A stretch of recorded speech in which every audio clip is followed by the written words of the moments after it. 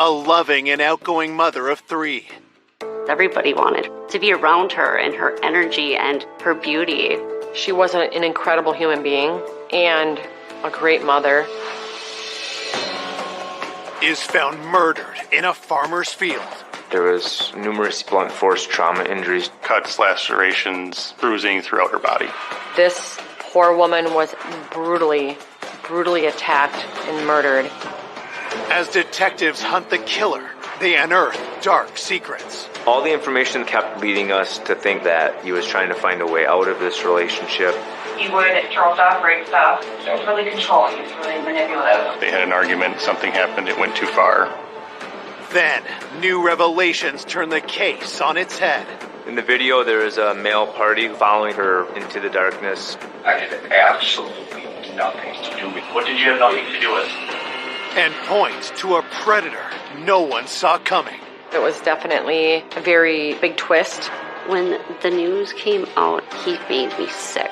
When I saw him, he looked like a monster.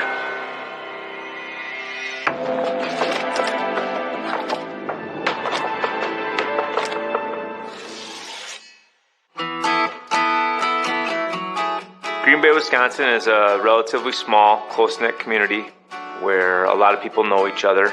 Obviously, our claim to fame is having the Green Bay Packers in town here. So during football season, pretty much everything centers around that. It's 100% a place that you would want to raise a family. The crime rate in the Green Bay area is generally very low, especially when it comes to violent crime. On a warm May afternoon in 2016, nearby Brown County Sheriff's Office gets a troubling 911 call from a local farmer. Brown County 911, what's your emergency? Oh, God. We just found a human body. Is it a male or a female? It's got long hair, but I didn't go near it. I'm about at the top of a hill just looking down on it. The 911 call was from farmers working in a field, and they located a body. Investigators race to the farmer's field on the outskirts of Green Bay.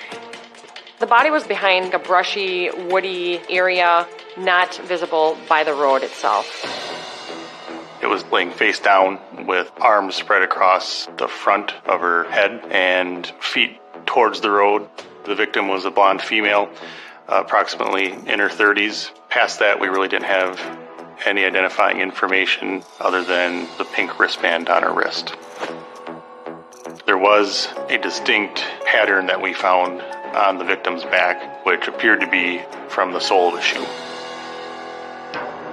It wasn't until the body was turned that all the injuries were located. The extent of injuries that she suffered were pretty horrific.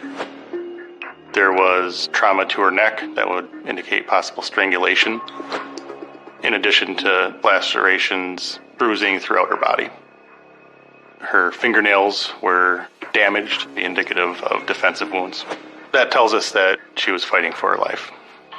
There were nail clippings taken for the potential of any DNA from the suspect underneath her fingernails. We were looking for anything that could be used as a weapon. However, the search of the area didn't reveal anything. After questioning the farmer and clearing him of any suspicion, investigators try to determine how the victim ended up in his field. The area was searched thoroughly for any clothing that may have been left behind, any other tracks, footprints. There were a set of tire tracks that went from the driveway to where the victim's body was found and then circled back towards the driveway. The farmers work in the field were using a skid steer and a four-wheeler, and they definitely didn't match those pieces of equipment. We definitely felt like this was likely the suspect vehicle that was used to transport the body there. As detectives continue to process the crime scene, the local sheriff's office receives another call. Brown County Public Safety, this is Therese. How do I go about, this missing person? Okay, and who's missing? It's my girlfriend. What's her name? Nicole Vanderheiden. Our dispatch center received a phone call from a party named Doug Dietrich reporting that he did not know where his girlfriend was. And the last he had seen or heard from her was the night before. We felt very strongly that the missing person report was going to involve the victim we had in the field. Officers from the crime scene are dispatched to interview the caller, 34-year-old Doug Dietrich, who lived with his girlfriend, Nicole Vanderheiden. Is Doug here? Hello. Hi. I'm here for a missing persons report. As allowed by Wisconsin law, officers secretly film the conversation. It was important to record the interview with Doug. Based on the victim in the field, it's always in the back of our mind that this could be some kind of domestic violence issue that happened. Doug looked completely hungover. He had really dark circles under his eyes. He looked like he hadn't slept in days. I asked him why he's making this missing persons report. I've always seen or heard from her since last night, but I'd say midnight, yeah. Okay.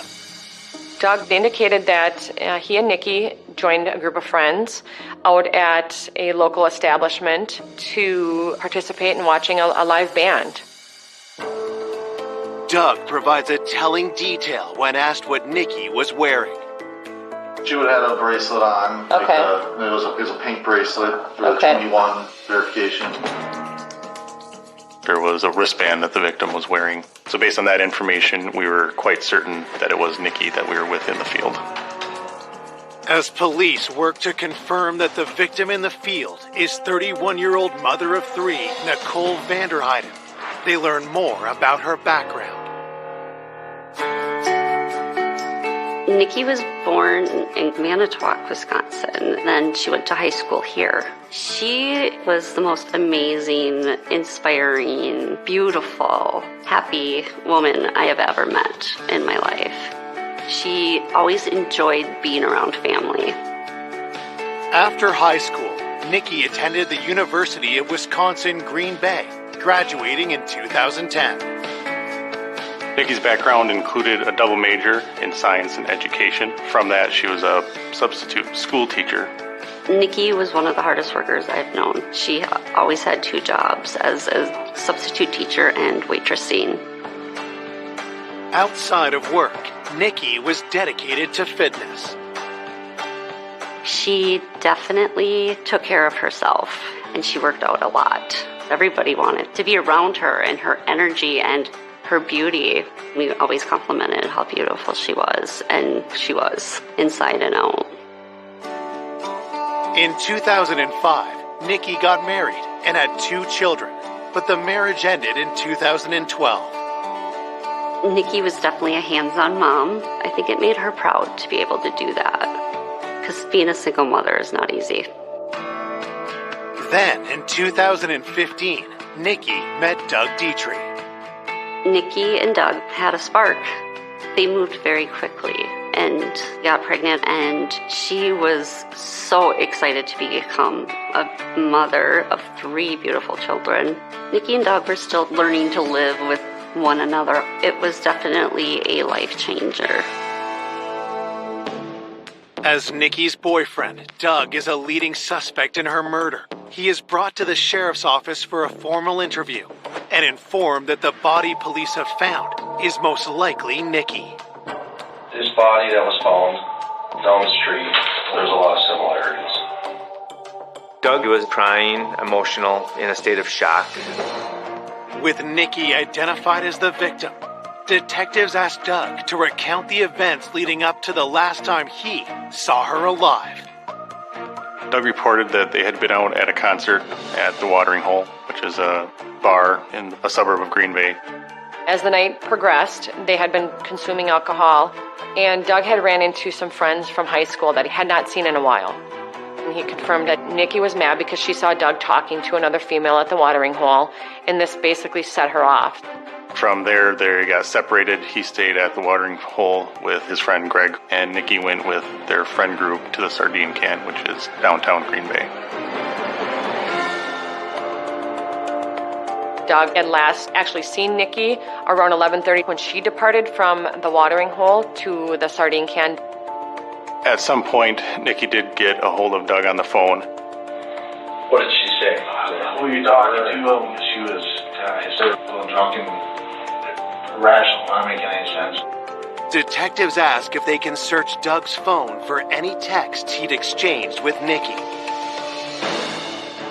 Nikki was definitely angry texting Doug. She made mention of what bitch are you talking to. She was accusing him of cheating, telling him that he was abusive.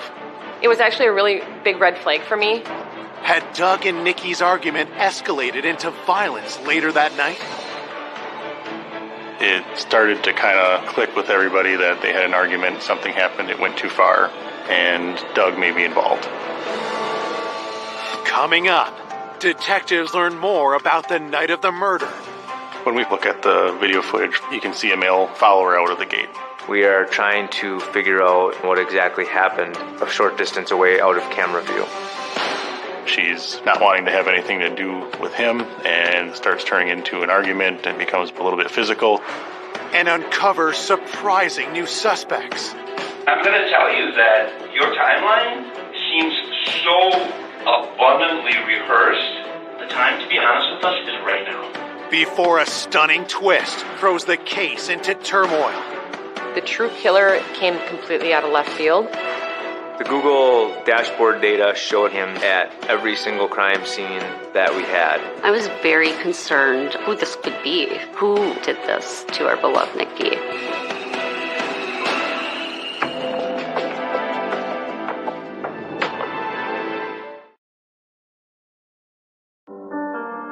After confirming that the body discovered in a farm field is 31-year-old mother of three, Nikki Vanderheiden, police suspect that her violent murder may be linked to an angry exchange of texts she had with her boyfriend Doug Dietrich the night she was killed.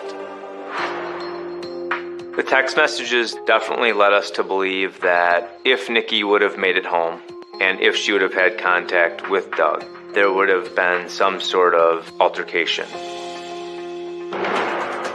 When detectives press Doug about what happened that night, he claims that after 12:30 a.m., he and his friend Greg left the bar they'd been at to look for Nikki at another bar.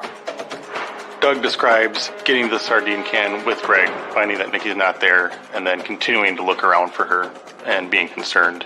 Doug stated that he had assumed that Nikki made it home and that she would be there when he got there, so him and Greg got in their car and drove home.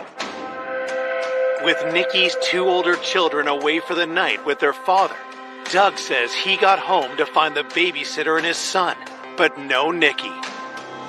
She said we haven't heard from Nikki, and I was just kind of figuring wherever she went, with friends or whatever. And that's why I went to bed. She did not come home at all last night after you. Not at all. There wasn't a blip or word from her.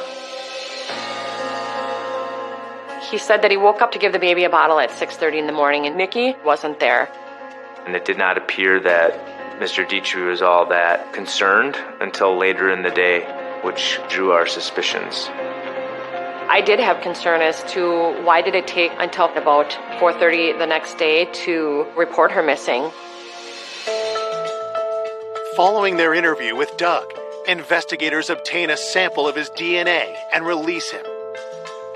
The initial interview with Doug was basically to get him locked in so that we could corroborate everything that he was telling us through either physical evidence or through other statements from other witnesses.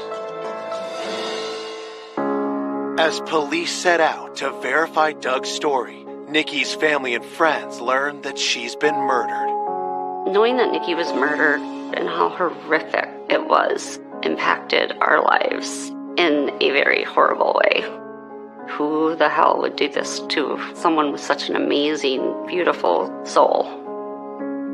Reports of Nikki's murder spread shock through the community, and Nikki's family members share their grief on local news. Heather Meyer and her family say it doesn't seem real. Terrible. Absolutely terrible. She's been extremely up and down, numbing pain. As Nikki's loved ones continue reeling from her death, an officer from the sheriff's office makes a crucial find. An officer located some clothing on the side of the road, approximately a mile drive from where Nikki's body was located. Deputies were able to identify the clothing as Nikki's. There was blood located at numerous areas in the clothing. The majority of the blood was in her pants area. There was also a purse located which contained her ID. Her cell phone was also found at that same location. It was pretty apparent that it just got tossed out the window in a panic just by the suspect wanting to get rid of it.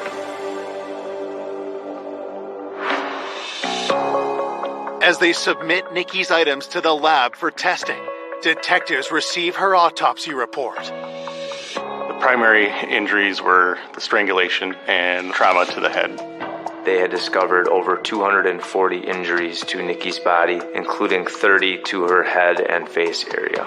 The last few minutes of Nikki's life would have been very painful. There were injuries to her genitalia, which could be indicative of a sexual assault. The medical examiners did do a sexual assault exam, which included swabbing for evidence. The lab started finding a partial male profile, but they didn't have enough information to get an identification of it. The crime lab advised us that we would need to continue to submit samples that the suspect would have touched. We're only allowed to send in so many exhibits at a time, as the crime lab is very busy. We have hundreds of swabbings of Nikki's clothing, so I started off with areas where you would more likely see some touch DNA. While they await answers from the crime lab, detectives get a hold of security video to learn what they can about Nikki's last hours. When we first were able to take a look at the video footage from the sardine can, we were able to identify Nikki there with Doug's friends. Initially, she appeared to be having a good time, dancing around. The later portion of the evening, we can see Nikki and her group of friends at an outside table, and you can see Nikki looking down at her phone. You can tell by her body movements that she is upset. And eventually, she gets up and storms off through an entrance that they're sitting nearby. What detectives see next catches their attention. After Nikki leaves, you can see a male follow her out of the gate. Police ask themselves, who was this man? And was he involved in Nikki's murder? We knew that his information was going to be vital. That was the last time Nikki was seen before she was killed. We wanted to know everything that he saw and heard because he's the last known person that we knew that saw her alive.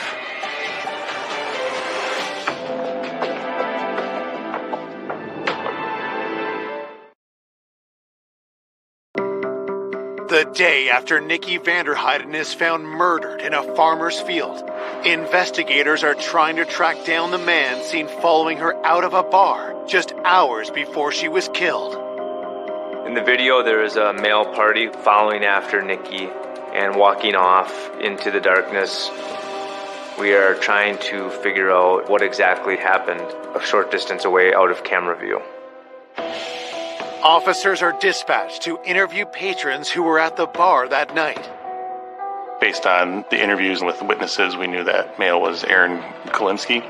This was a friend that they were with earlier in the night. Police track Aaron down and bring him in for an interview. Aaron advised us that throughout most of the night, Nikki was having a great time. And then at some point, he saw a mood shift in her. He basically had said that Nikki was trying to get a hold of Doug and that he wasn't responding. Nikki ultimately became very angry, and that's when she left the sardine can on foot. Aaron describes following her and trying to convince her to come back and get a taxi or an Uber to go back home. What Aaron says happened next raises detective suspicion. But she's not wanting to have anything to do with him, and it starts turning into an argument and becomes a little bit physical. At one point, Nikki fell to the ground on her own, and she started creating a bigger scene. Aaron advised us that she began kicking and punching at him as he was trying to help her up. He had tried to tell her, "Hey, we can get you home, you can come with us," but she refused. Aaron noticed that there were people in the neighborhood seeing what was going on, so he decided to just leave it alone at that point. Investigators wonder if there's more to the story than Aaron's telling them. We were actually able to find those people, and they indeed remembered a female and male yelling or having a disagreement. Continuing to watch the video, Aaron does return a very short time later. And based on the other statements from the friends that were with the group, we knew that Aaron didn't necessarily do anything wrong. Aaron says he and his friends took an Uber home, never to see Nikki alive again. There was video footage that showed Aaron and the other group leaving in an Uber, and there was no indication that they had come back to the area after they left. With Aaron crossed off the list, police continue scouring the bar's security video for clues and find something unexpected. We eventually saw Doug and Greg arrive there. Doug told us they're looking all over for Nikki, but the video is showing that he and Greg go to the bar and just start hanging out. It definitely isn't consistent with the sense of concern that he was initially talking about. According to the surveillance video, Doug and Greg stayed at that sardine can until about 2:15 in the morning. And the fact that Doug said that they did all this looking while at the sardine can told us that he's not being entirely truthful with his efforts to locate her. Detectives wonder if Doug had misled them about his concern for Nikki. Was there something he was hiding? Just the mere fact that he didn't know where his girlfriend was and didn't appear to care all that much was a red flag. With their suspicion growing, police reach out to Nikki's family to learn more about her relationship with Doug. Nikki's mother and sister, they both voice concerns of Doug's behavior. I know. It's been really, really rocky during her pregnancy and their relationship. It's a crazy relationship. He's always been very controlling. I and Dad's very get afraid her. Yeah. Nikki's mom, as well as her sister, Heather, both say that they wouldn't be surprised if Doug was the person that was responsible for this. Investigators search Doug's name in police records and make an alarming discovery. Checking police records, we did locate past girlfriends that accused him of being abusive. There was at least one incident that was reported to police, but was never charged. Police contact the woman who filed a complaint against Doug and ask her for more details. When you would argue, it would be... He would spit in my face. Okay. He would, throw stuff, break stuff. He was really controlling. He was really manipulative. So when we saw that, that was obviously very concerning to us. He tackled me and broke my ankle. Despite learning that Doug's ex-girlfriend had a prior assault conviction and that Doug had never been formally charged for domestic violence, investigators remain suspicious. At this point, we had the information that showed there could be the pattern of this abusive, aggressive behavior, and we know that Doug and Nicole had a volatile relationship, which would lead us to believe that there would be some sort of confrontation that night. Police obtain a warrant to search Doug and Nicole's home. During the search at Doug and Nikki's house, there were several things of concern that were located. There was blood on the floor in the garage. There was blood and dirt found in Nikki's vehicle. There was also a set of Nike Air Jordan shoes that had a herringbone pattern on them, which was similar to what was on Nikki's back. There was also some red marks on the surface, appeared to be blood on the bottom of those shoes. While conducting the search, Doug's neighbors from across the street approached police with a startling new discovery. While mowing their lawn, they noticed a blood spot on the curb line of their property, and also they hit a cord of some type with their lawnmower. We did find a large quantity of what appeared to be dried blood, as well as 2 pieces of electrical phone charging cord. There was also some clumps of blonde hair. The blood on those items and the blood found in the road were positively identified as Nikki's. It was pretty apparent to us that that's where the altercation took place. That's where she was likely killed. When that crime scene in front of the house was located, that gave us a theory of what happened, and it continued to point us towards Doug as a suspect.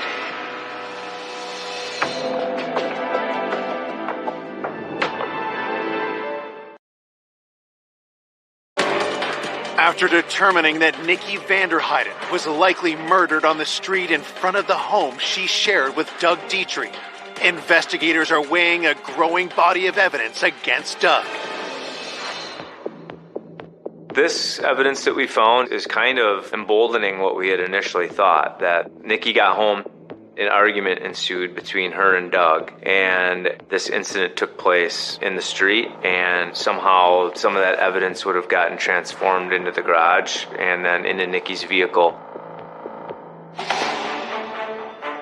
Looking at the totality of the circumstances, we decided there was probable cause to arrest Doug at that point. Okay. Right now I'm going to be taking you into custody, be handcuffing you. I'll explain all that to you in a bit. And transporting you down to the sheriff's department. Okay? Okay. Be cooperative with me. All right.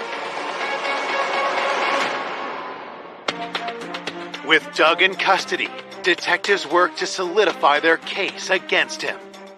When we did the search of Nikki's car and found the blood and the dirt in the car, it was initially thought that that may have been the vehicle that was used to take Nikki to the field where she was located. One of the things that we learned was that she had a progressive snapshot device in her vehicle, which is used for driving behavior, insurance rates. But we figured that this could help us show location from the night she was murdered. Once we got those records back, it was found that her vehicle did not move the night of her murder. At that point, all kinds of questions are still out there. The big one being if Doug was involved in this, how Doug may have moved her. Did he use a different vehicle? Did he have help? We knew that Doug's vehicle was not in play. It was at the watering hole all night, where it was verified on video. One person whose name came up was Greg Matthew, who was actually driving Doug during their night out and dropped Doug off at home. Greg was Doug's best friend, was with Doug that entire night, and we were focused on him maybe being an accessory.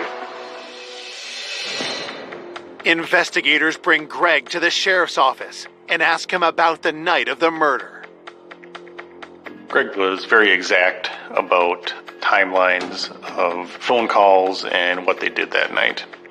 12:15, got in my car, Nikki was calling him, yelling at him, telling him she's leaving. By the time we get back to Sardine Can, all of our friends left. At what point we left, it was probably 2:15. Got to Doug's house probably at 2:45 and went back to my house. My parents were home. They know that I was there the rest of that night. Greg's timeline was very consistent with Doug's, which was suspicious in nature that you usually aren't going to have your times down that path. I'm going to tell you that your timeline seems so abundantly rehearsed, so that the time, to be honest with us, is right now. We pressed Greg very hard, hoping that we would find some sort of inconsistencies in his story or get him to crack and finally turn on Doug. Honestly, I had absolutely nothing to do with what? What did you have nothing to do with? Anything to do with What did you have nothing to do with? So I would like to leave. After becoming upset with some questions, he did leave while investigators were still sitting at the interview table talking to him. Investigators asked Greg's parents to confirm his alibi of coming straight home from Doug's shortly after 2:45 a.m. Greg's parents told us they were only going off of what he told them. They didn't physically see him or have any firsthand knowledge. While detectives keep Greg on the board as a potential accomplice to Doug, they receive DNA test results from the crime scene. There was little to no sign of Doug's DNA anywhere on Nicole's body or clothing. Doug's DNA profile is not matching up with an unknown male DNA profile that we're finding on those items. Test results on other evidence bring even more disappointing news for investigators. It turns out the blood on the floor of the garage was likely from a turkey that Doug had killed while hunting. The blood in Nikki's car was from one of her other children, and it was not Nikki's. What we thought was blood on the bottom of the shoe tested inconclusive for blood. So all those things that we thought we believed to be Nikki's blood turned out not to be. We also got location data from Doug and Greg's cell phones that corroborated their account of where they were that night, down to the times they left the bar, the route they took home, then when they got back to Doug's house, and from there. With no concrete evidence linking Doug to Nikki's murder, authorities release him from jail. Doug's DNA isn't really showing up where we thought it was going to be, and there's still this unknown male profile that really threw a curve at us. Police believe that Nikki was murdered in front of her own home. But if Doug hadn't killed her, who had? I was very concerned who this could be, who this monster could have been that did this to our beloved Nikki.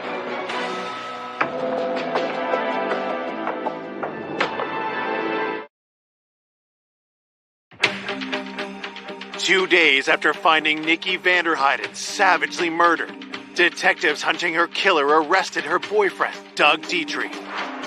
But when DNA evidence exonerates Doug, detectives turn their focus to one urgent question. The biggest question we had to answer outside of who did this was, how did she get home? We spent countless hours watching video surveillance of every single known business between Nikki's residence and the sardine can. We had investigators watching highway camera footage, bridge camera footage to see if we could catch either her walking or crossing the river to get to that side of town. We were running out of leads. It was frustrating at times. Still hoping for a DNA match to the killer, investigators continue sending the crime lab samples of Nikki's clothing found at the side of the road. We picked 10 items at a time for testing. We were looking for any items that we believe might contain more of this unknown male's DNA, hoping for a full profile. After sending several batches and not coming up with anything definitive, we ended up sending a batch that included the socks that Nikki was wearing still when her body was found. The crime lab were able to get enough of a profile off of that sock to be able to enter it into the CODIS system. The suspect somehow got some touch DNA on those socks. Entered into the National DNA Database, the profile returns a hit that takes investigators by surprise. The DNA hit that we received was that of George Stephen Birch, who was from the state of Virginia. As far as we knew, he had no relation to anybody that was with Nikki that night or Nikki herself. All the information we had was leading us towards Doug. So once we got that DNA information, it was very surprising. George Birch was in and out of prison on the East Coast, and at some point earlier in 2016 had moved to the Green Bay area. So we start digging through the Green Bay Police Department records, see what we can find out about him. George Stephen Birch was contacted by the Green Bay Police Department a few weeks after the homicide for a hit-and-run car accident. The vehicle was a Chevy S10 Blazer that was found a short distance away from where Mr. Birch was staying. At the time, he was questioned about it and claimed that the vehicle must have been stolen. Suspicious about the nature and timing of the supposed theft, investigators see if his Chevy Blazer could have been used to dump Nikki's body. We ended up comparing the specs of a Chevy Blazer and the width of the tire tracks that we found in the field, and we found it to be a very near match. Digging deeper, detectives find even more evidence connecting George to Nikki's last known movements. We knew that he hung out at a bar that was down in that same general area of the sardine can. We were able to identify Birch's Google account and track the location of the cell phone that Google account is associated with. The Google dashboard data showed us road map of Mr. Birch's whereabouts that night. and he was found at every single crime scene that we had, including the farm field, Nicole and Doug's residence, the roadway where Nicole's property was found, and then back at his residence. When we got that information, we knew we had our guy at that point. Police track down George Birch and bring him into the sheriff's office. When we had our contact with Mr. Birch, it was obvious that this wasn't his first contact with law enforcement. He's very cool, very calm. The reason you're here is in reference to a homicide investigation into Nicole Vanderheiden. Okay? So, is this something that you want to talk to me about? Sir? What's that? For a lawyer. Okay. Birch didn't provide any details or provide his version of events of anything. We still didn't necessarily have the details on how they met, why they were together. But with DNA and other evidence firmly implicating him, police charged George Birch with Nikki's murder. When the suspect was arrested, it was a result of actual physical evidence, and I felt so much relief that the family would never have doubt as to who did this to Nikki. When the news came out about who did this, he made me sick when I saw him.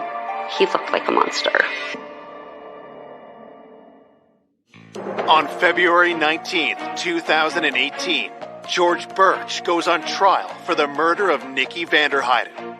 But when he finally takes the stand, what he says leaves the courtroom stunned. At trial, Mr. Birch's explanation for what happened was he met Nikki at the bar. They were getting along, flirting, having a good time, and he ended up bringing her back to her house where she resides with Mr. Dietrich. George said they were having sex in front of Nikki's house in his vehicle, and at some point someone comes out, hits him over the head with a pistol, and knocks him unconscious. The next thing that I remember was literally waking up on the ground outside the truck. He wakes up and finds Nikki already dead on the ground and someone holding him at gunpoint. At that point, did you know who that individual was? Never seen him before in my life. Do you know who that individual is now? Now I do. Who was it? It was that Dietrich.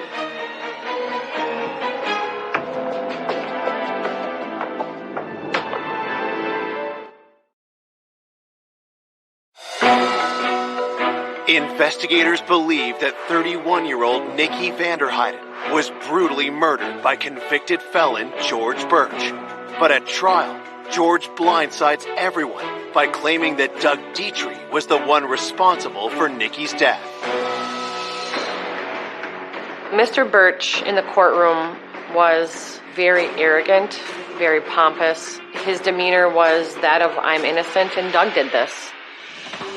Mr. Birch advised us that Doug ordered George to drive the body to the farm field. George said that Doug had ordered him to carry Nikki's body into the field and drop it. George then said that at one point he was able to get into a struggle with Doug, push him away, and get back into the car and take off. He didn't come up with that story until he had a chance to look at all the evidence that was being filed against him. George's wild allegation forces detectives to dig deeper to prove his guilt.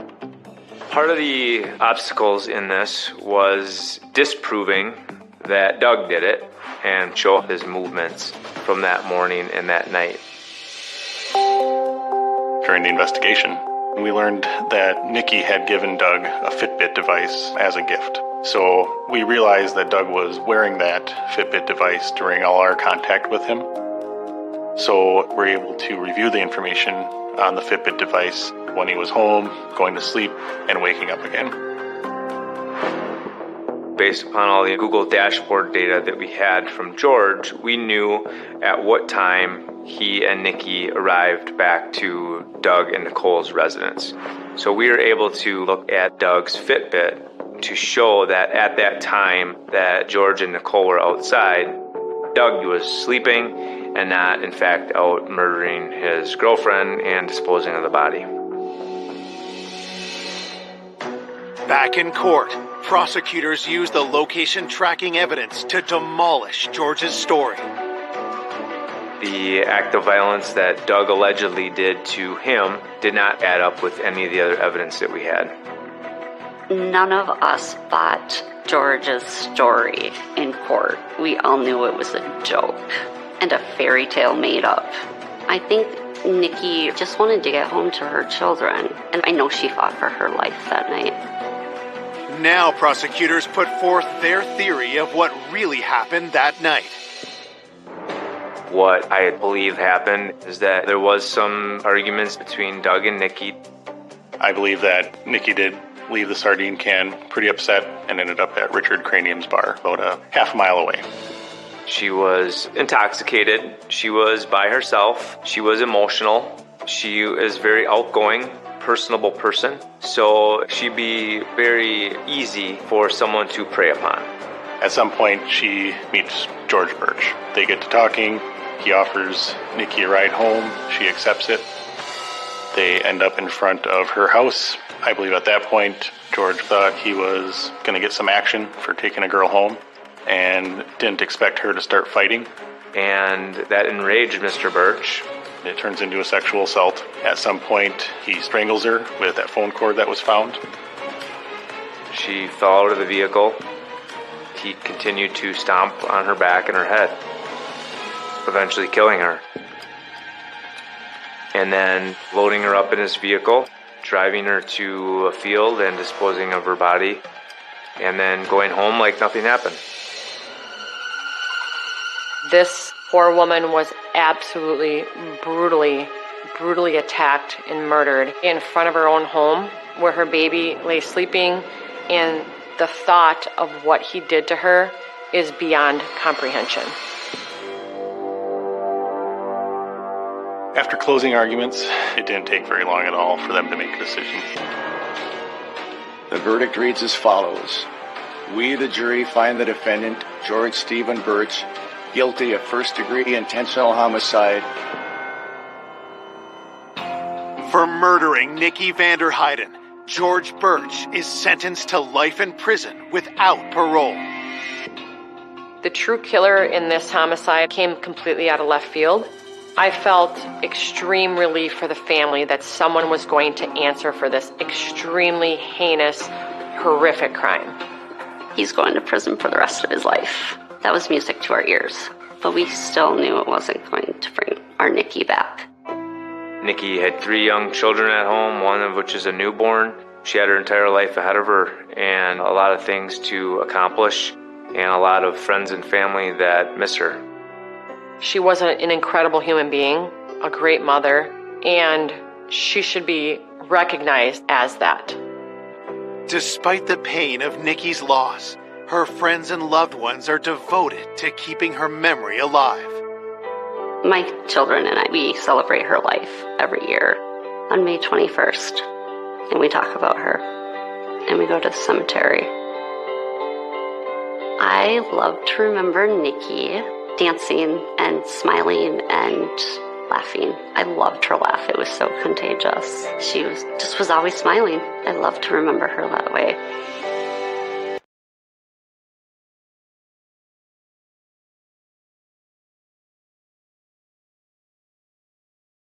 A kind-hearted young woman, beloved by friends and family. Samantha always had a smile on her face. She loved people, and people loved her, and she loved her cats. Found bludgeoned and strangled in her own home. I noticed the cable wrapped around her neck 3 or 4 times.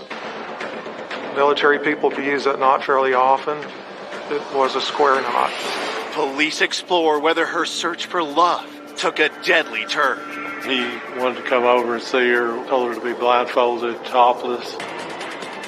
She told me he parked in her driveway and just sat there. He fit that mode of being a stalker. Until a shocking discovery. We found that he was more than just a friend, that in fact he had been a lover. Reveals a killer no one saw coming. He was a very unlikely killer. He didn't fit the profile at all. I was in shock. Frankly, I'd never seen anything quite like this before.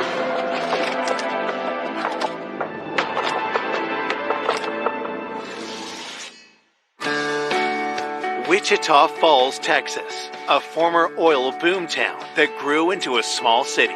Wichita Falls is a town of about 100,000 people, about 130 miles west of Dallas. It's quiet community. We're very close-knit community. It does have a small town feel to it.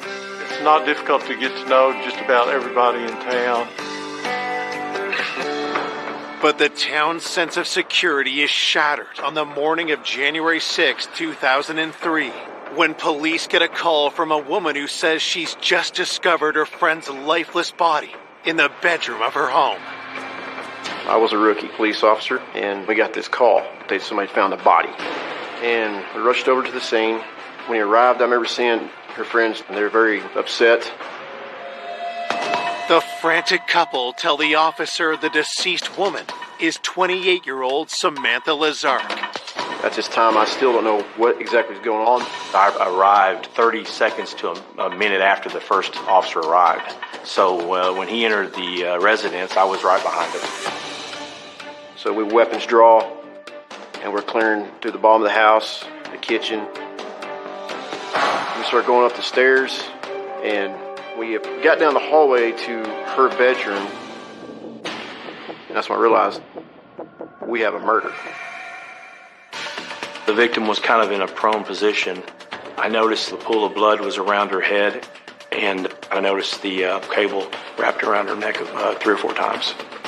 I'd never seen a female that was murdered like this. This was my first time to actually see that, and that gets to you. We proceeded to establish a crime scene. A few minutes later, detectives and forensics arrive. The victim had a ligature made of coaxial cable tied very tight around her throat. It was a square knot. There's a couple of places you learn knots like that. Military people probably use that knot fairly often. And so it told me that whoever killed Samantha was versed in the knot based on some training. The cable was not the only weapon used by the killer. There was a fire extinguisher a few feet away from her that had hair and blood on it. There was definitely blood at the back of her head, a lot of it. There were some handprint, ridge detail on the fire extinguisher that appeared to be in blood. It looked like there was some fingerprint detail even on the coax. A strangulation death has some up close and personal aspect to it. Based on what we saw, we thought there was a good chance the killer actually knew the victim. Detectives examined the rest of the room for any other clues. In the middle of the bed was a laser pointer. On top of the laser pointer was some blood spatter. So we figured that the pointer had to have been on the bed when the injuries occurred to the victim. And looking around the house in general, none of the windows were broken and all the doors were intact. Whenever you don't have forcible entry, your first thought is that it's someone that she knows. Police immediately began the process of interviewing Samantha's neighbors. One of the neighbors had written down that a car with California tags was at Samantha's home on about January the 1st. The car from California had been seen 5 days prior, but a different neighbor noticed another suspicious vehicle less than 24 hours before Samantha was found dead. There was a 12-year-old young man who noticed a motorcycle at Samantha's home. He said it was red and black, and so information about the motorcycle was noted. Soon, news of the murder reaches Samantha's loved ones. I just barely got to work when my husband calls and he tells me to come home, and he said that someone had killed Samantha the night before. I went into instant shock. That's just not something you can comprehend. I mean, is this really happening? I got a phone call from a friend, and he told me to turn the news on, and her house was on the news with police tape all around it. I went numb. I fell to the ground. Because, Samantha, why would someone want to hurt her? Samantha Lazark grew up in the small town of Terrell, Texas, and was the oldest of 3 children. Samantha had 2 brothers, Joe Jr. and Lance. He was the baby. And Samantha practically raised him when I could work. She was very responsible. She could cook, she could wash clothes, and she loved little kids, and she loved elderly people.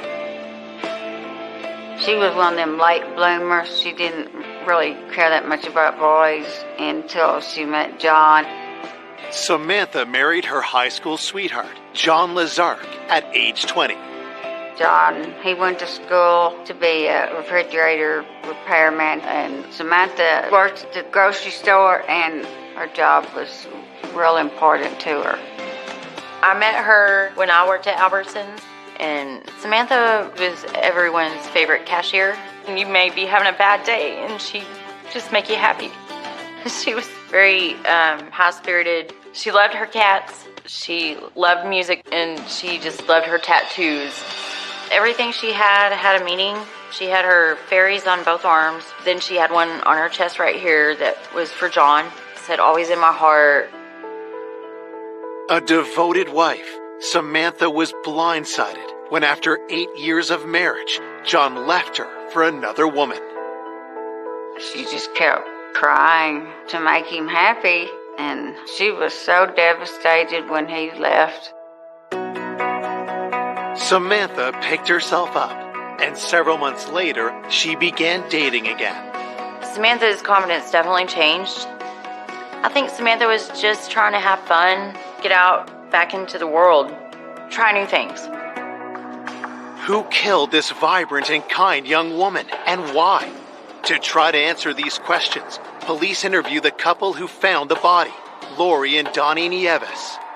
With Lori and Donnie, as they were the last ones in the home before the police arrived, we certainly needed to make sure that there was no information that would tie either one of them to the actual murder. Detectives start with Lori, who says she and Samantha were co-workers.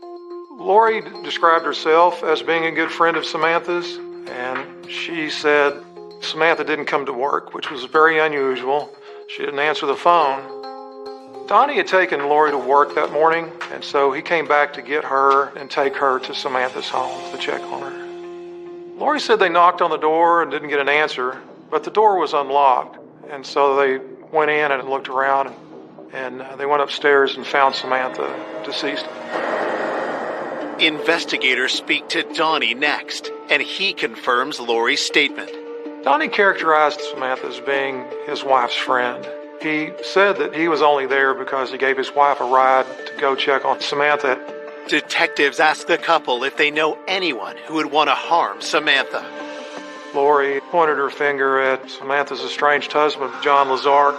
Lori said that John was upset with Samantha because she was about to end his health insurance coverage that she'd been paying for, and he had an injury that was going to be very expensive if he didn't have insurance.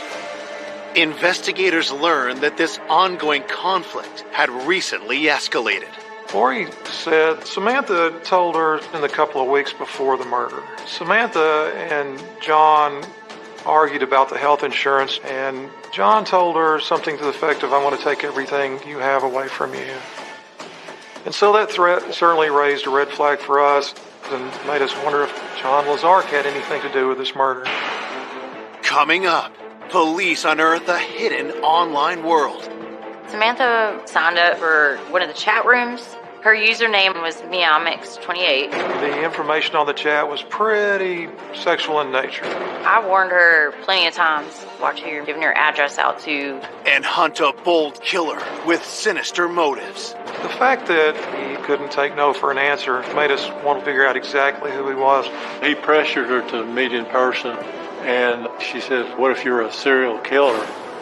There's only one person that could put the DNA and the fingerprints on the murder weapon. Until investigators close in on an unlikely suspect. He looked like a decent, clean-cut, all-American kid. One of the most evil human beings. I was seriously afraid that there would be another victim.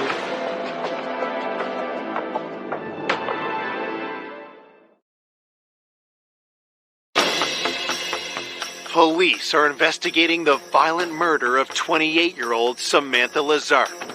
Detectives have learned that Samantha and her estranged husband, John, were in a bitter dispute. She had threatened to take him off her health insurance policy. And Samantha's friend said he did make a threat at one point. That made us want to know more about John and the relationship with Samantha. Investigators learned the marriage had only ended 6 months prior. They asked those close to Samantha about what led to the breakup. Her best friend was going through a divorce, and Samantha, being the kind-hearted person she was, let her move in. Samantha noticed that her friend and John seemed to be a lot closer, perhaps, than what she was comfortable with. Finally, she asked them if they were having an affair, and they said, yeah, they were in love. I remember how upset she was. I mean, how else could you feel when your husband leaves you for your best friend? John moved out with his new girlfriend, but remained in Samantha's life. They were separated, but John would move back in with Samantha. When he kept moving in and out, it was hell, because he wouldn't leave her alone. Samantha finally told John to move out for good, so she could get on with her life. But John was still dependent on her health insurance. John, when he was 18, a car fell on him when he was working underneath it and messed up his back. He was really anxious about the insurance. Investigators bring John in to the station. During the interview with John Lazar, he said that he and Samantha had sorted out the insurance and that she was not going to terminate his health care coverage. John also denies that he threatened Samantha like her friend claimed. But as he talks, detectives notice a suspicious detail. He had some small injuries to his hands that we wanted to talk to him about.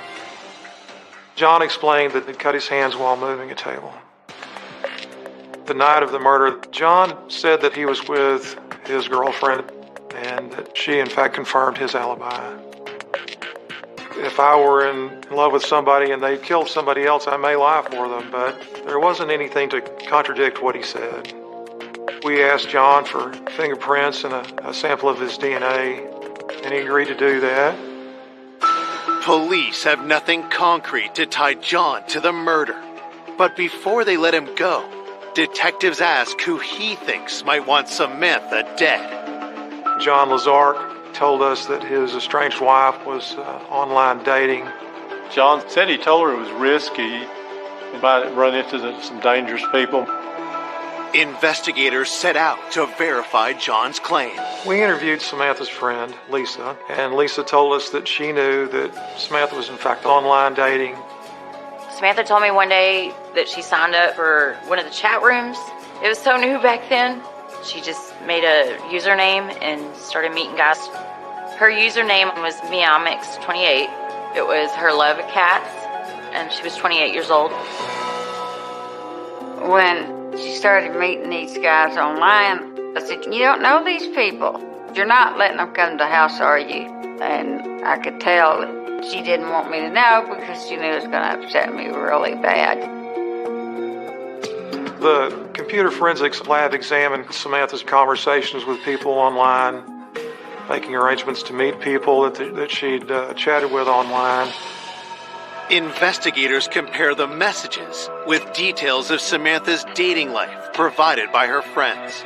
Lisa told us that Samantha was dating a man named Chris, and she'd spoken with Samantha the evening of the murder, in fact, and that Chris was at Samantha's home visiting with her. I did not know Chris. I'd never met him. I know she really liked him and liked hanging out with him. She said Chris was over at her house that evening when she called me. I had bought her the latest season of Friends that was out on DVD, and she said, we're going to watch Friends. I'll call you tomorrow. And that's the last time I talked to her. Police determined that the call with Lisa around 6 p.m. was the last contact anyone had with Samantha. She was found dead the following morning, just before 10 a.m. Because Chris was with Samantha shortly before she died, we really wanted to look at to see who Chris was and where he was. Investigators search for Chris in Samantha's online chats. However, they find her most recent correspondence, only 2 days before the murder, is with a man who goes by the username I Am Elliot. I Am Elliot said that he had recently lost his wife, and Samantha said, well, I've recently lost my husband to my best friend. I Am Elliot seemed very sympathetic to her in their messages, and she seemed to respond to that. We weren't sure who I Am Elliot was. Her conversations with I Am Elliot had seemed pretty innocent, and there was no association with the name Chris, so the investigation moved on from there. Detectives dig deeper into Samantha's chats, looking for messages with a darker tone. So the forensic lab was able to retrieve a chat with somebody initialed KS, and the information on the chat was pretty sexual in nature. This individual pressured her to meet in person almost immediately, and so that raised red flags about him. He wanted to come over and see her, told her to be blindfolded, topless, and ironically she said, "What if you're a serial killer?" But in the end she went along with it. Detective suspicion only grows when they realize the chat between KS and Samantha is dated January 1st, just 5 days before the murder. One of the neighborhood watch people had seen a Mercedes with California license plates on it that had been at her house January 1st. It had all of the signs that we were on the right track with this guy. So we ran the license plate number, and the tag came back to Christoph Slora. Could Christoph Slora, KS, be the Chris who was with Samantha just hours before she was found dead? Samantha's best friend said that the night she was killed, she was with somebody named Chris. So we said, hey, maybe this is the Chris that we're looking for.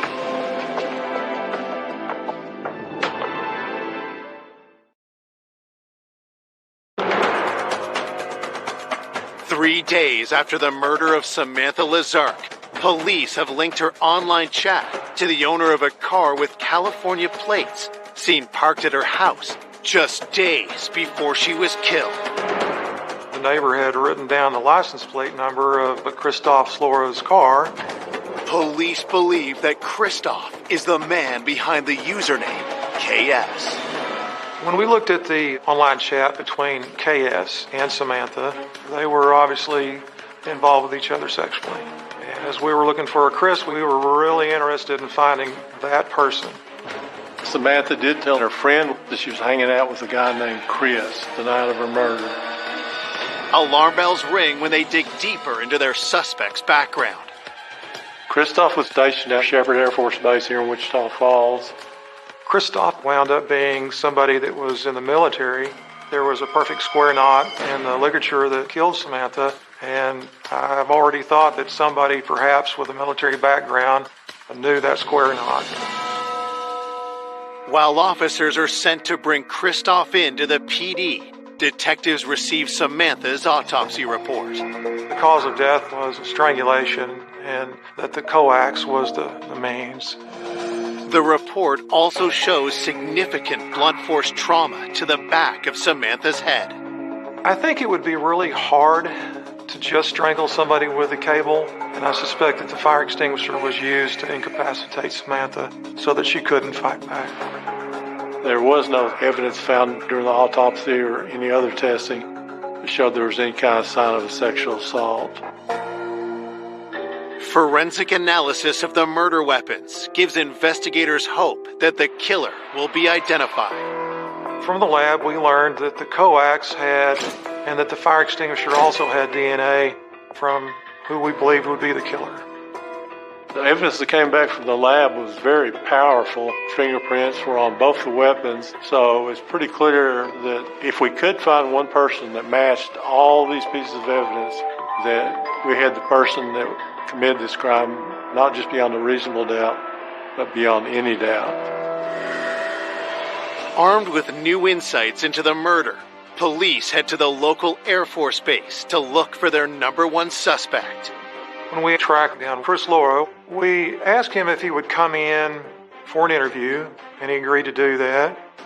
He admitted that he had had a sexual relationship with Samantha, but they didn't have a whole lot else in common, and he said he hadn't seen her for some time.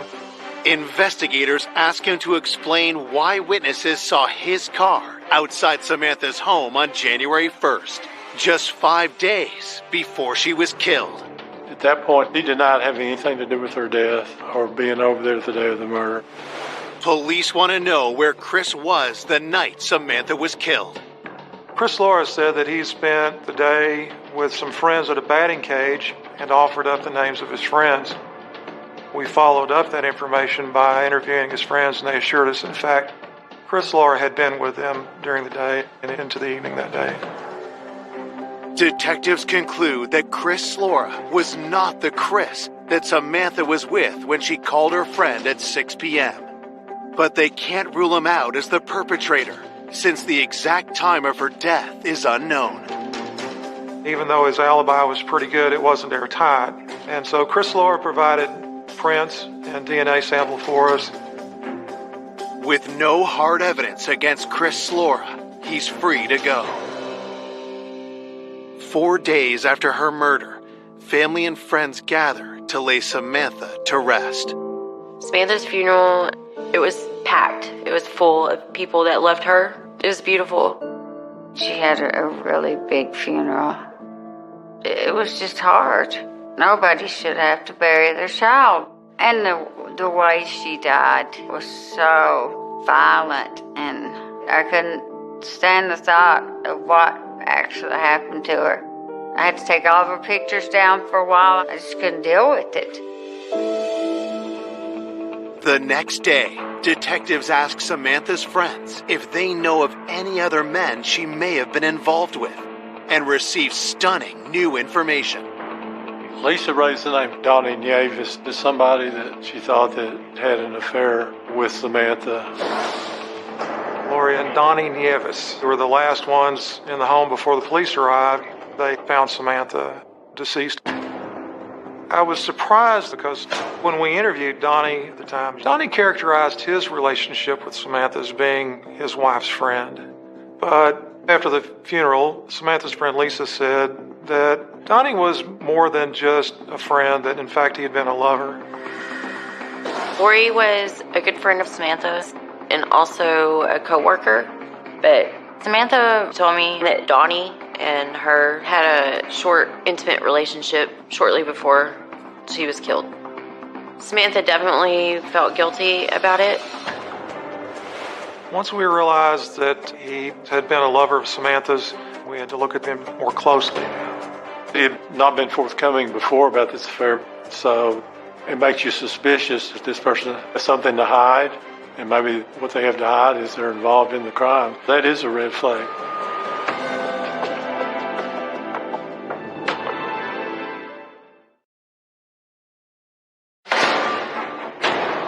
It's been 1 week since 28-year-old Samantha Lazark was found bludgeoned and strangled to death in her home. Now, investigators have learned that Samantha had an affair with the man who discovered her body. When Donnie Nieves was first interviewed, he failed to mention that he had been intimate with Samantha. When we interviewed Donnie again and confronted him with the question, were you lovers with the victim, he admitted that he was, and that it had been a very brief, intense relationship. Detectives asked Donnie why he didn't tell them about the relationship before. He said he didn't want his wife to find out about this affair because he knew she wouldn't be happy about it.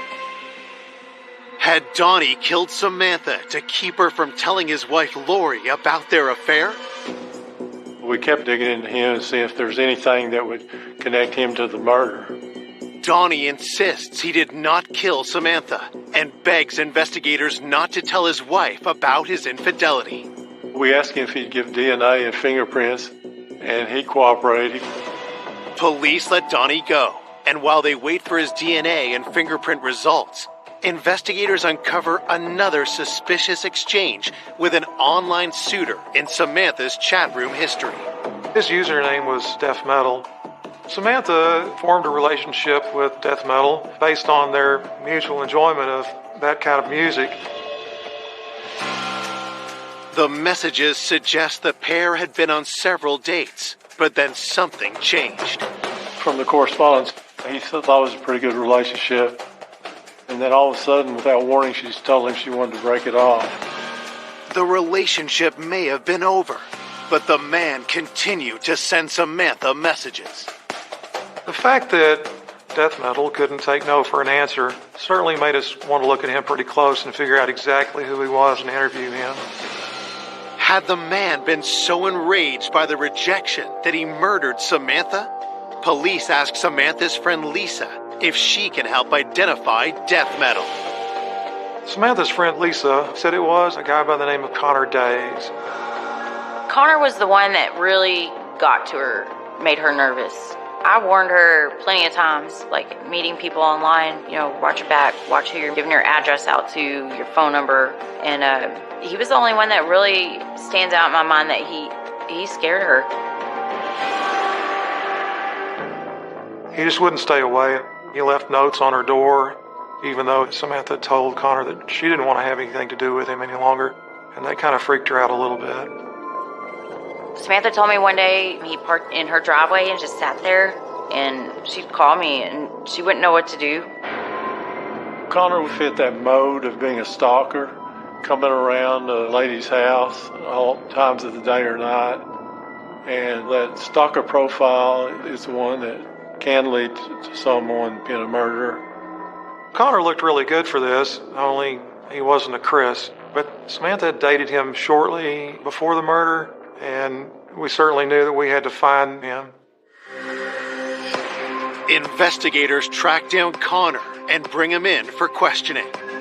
When we interviewed Connor Days, he was pretty nonchalant about the whole thing. He didn't seem to have a lot of interest in the fact that she was dead.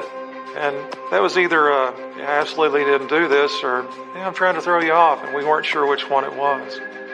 Police asked Connor why he wouldn't leave Samantha alone after she broke off the relationship. Connor admitted he kept coming back around even though she didn't want to see him any longer. And it wasn't until she pressed the issue that he actually left her alone. And so when asked for his whereabouts at the time of the murder, Connor said that he was home alone and he didn't have anyone else to substantiate that claim. And that's a problem. Connor was asked during the interview to provide a sample of his DNA and prints for us. With no hard evidence linking Connor to the murder, he is released. 3 weeks have passed since Samantha was found dead, and investigators still haven't found the elusive Chris that was with Samantha the evening she was killed. There had been an awful lot of work done, and we still hadn't solved the case. There was kind of a frustrated feeling that the person hadn't been caught yet. As they await news of an arrest, those closest to Samantha struggle with the pain of losing her. The mental images, imagining her maybe crying out for her mom or her dad or even me, somebody to come help her. It just makes me sick knowing someone could do that. Like one of the most evil human beings. I couldn't grasp the thought that my daughter was gone and she wasn't coming back. 1 month into the investigation, police are running out of leads. But then they receive the forensic results they hope will blow the case wide open.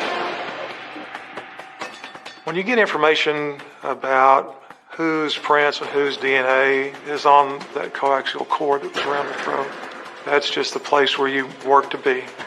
There's only one person that could put the DNA and the fingerprints on the murder weapon, and that was the killer.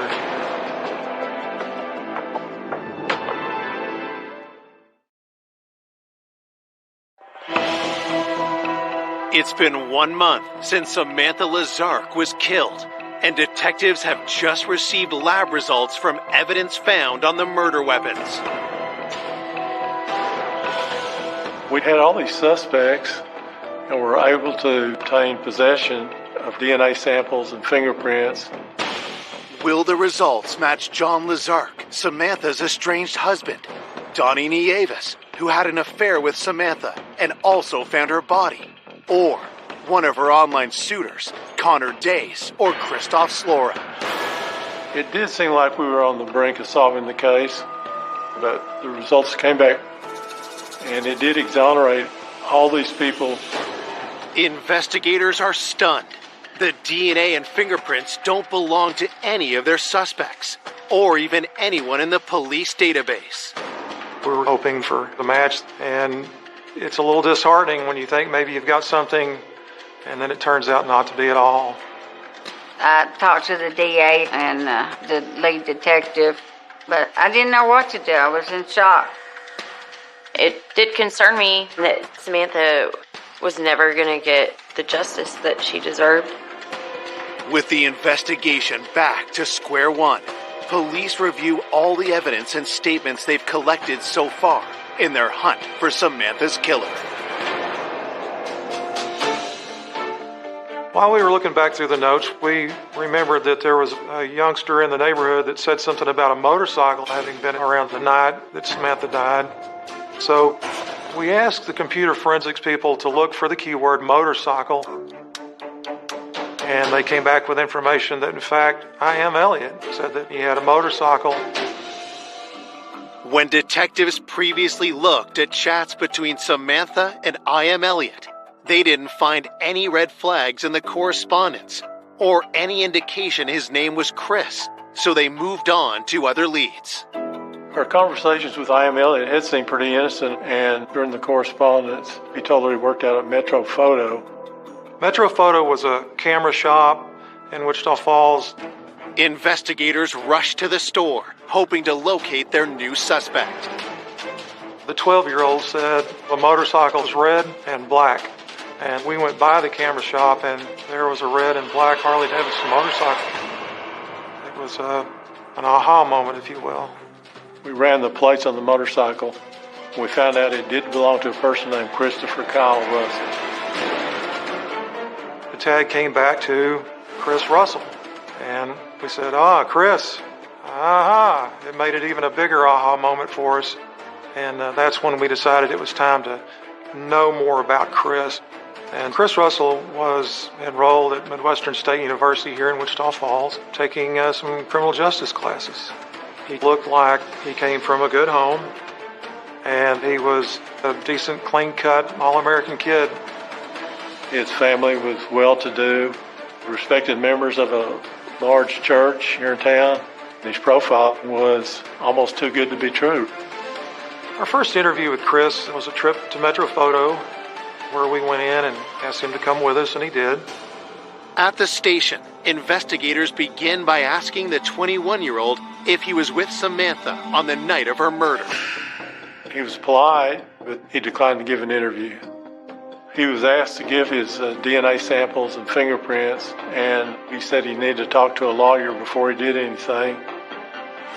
Even though it's Chris's right to tell us no, maybe it's because he had something he didn't want us to know. So we served Chris a search warrant in order to obtain prints and DNA from him. As detectives wait for results, they continue to look into Chris Russell's past and discover he served in the armed forces. Chris had in fact been in the Marine Corps, but only for a matter of days. They sent him packing after they got a good look at him. That was a large red flag that the Marine Corps didn't want him. With Chris looking increasingly suspicious, what detectives discover next is chilling. In the chat between Chris and Samantha, he said that he had recently lost his wife, and we looked into this and found some, frankly, rather terrifying information. Investigators learn that Chris lived in the small town of Chadron, Nebraska with his wife Tara, who died only 10 weeks before Samantha's murder. It was a short time after she had passed away. One night he packed up his belongings and moved back to Wichita Falls from Chadron. Police contact law enforcement in Nebraska for information about the death of their suspect's wife. Chris Russell's wife died under circumstances that at first was ruled pneumonia. However, When the autopsy came back and there was noted some bruising on the neck, that tells me that probably wasn't pneumonia. That sounds to me like a strangulation.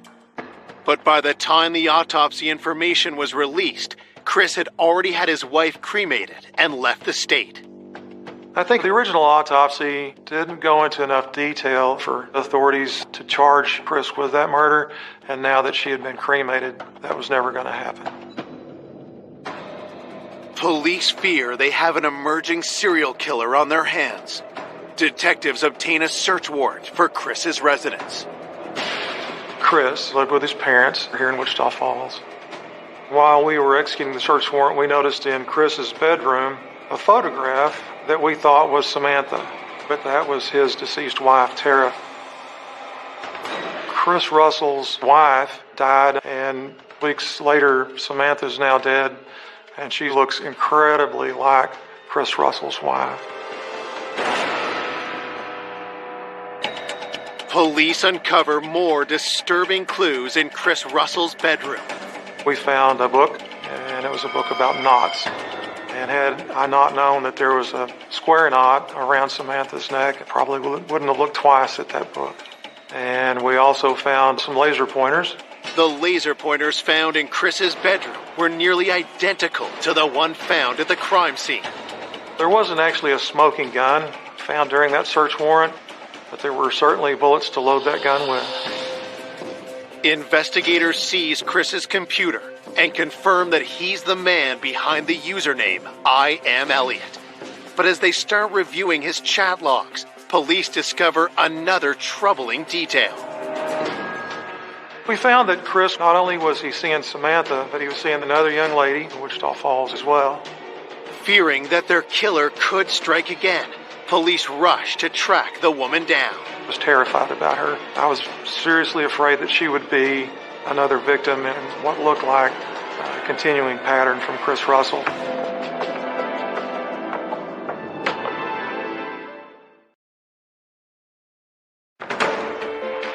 Police investigating the murder of Samantha Lazark have learned that their prime suspect's wife died under suspicious circumstances and believe that his new girlfriend is in grave danger. I was worried he would do something else again. This nice young lady has no idea what she's involved with. We were certainly worried that she might be another victim in this case. Detectives locate the woman and inform her that Chris is under investigation. She was surprised to find that Chris perhaps was involved with a murder here in Wichita Falls. When we interviewed her, she said that Chris had brought her a DVD of Friends to her home and that it was opened when she got it. Investigators believe it's the same DVD Chris had watched with Samantha on the night of her murder. Samantha told her friend Lisa that she and Chris had watched that DVD of Friends at her home. But when we searched the crime scene at Samantha's house, the Friends DVD was not there. With the evidence against Chris growing, police receive his DNA and fingerprint results. In the end, there was only one person with DNA and fingerprints on the murder weapon, and that would be who killed Samantha, and that was Chris Russell.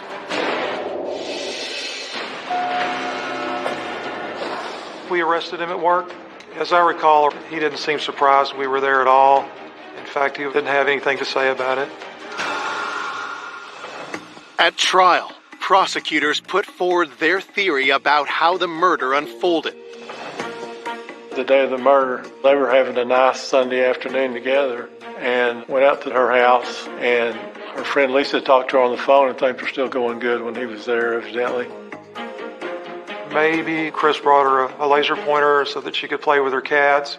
Then something happened that caused him to be angry.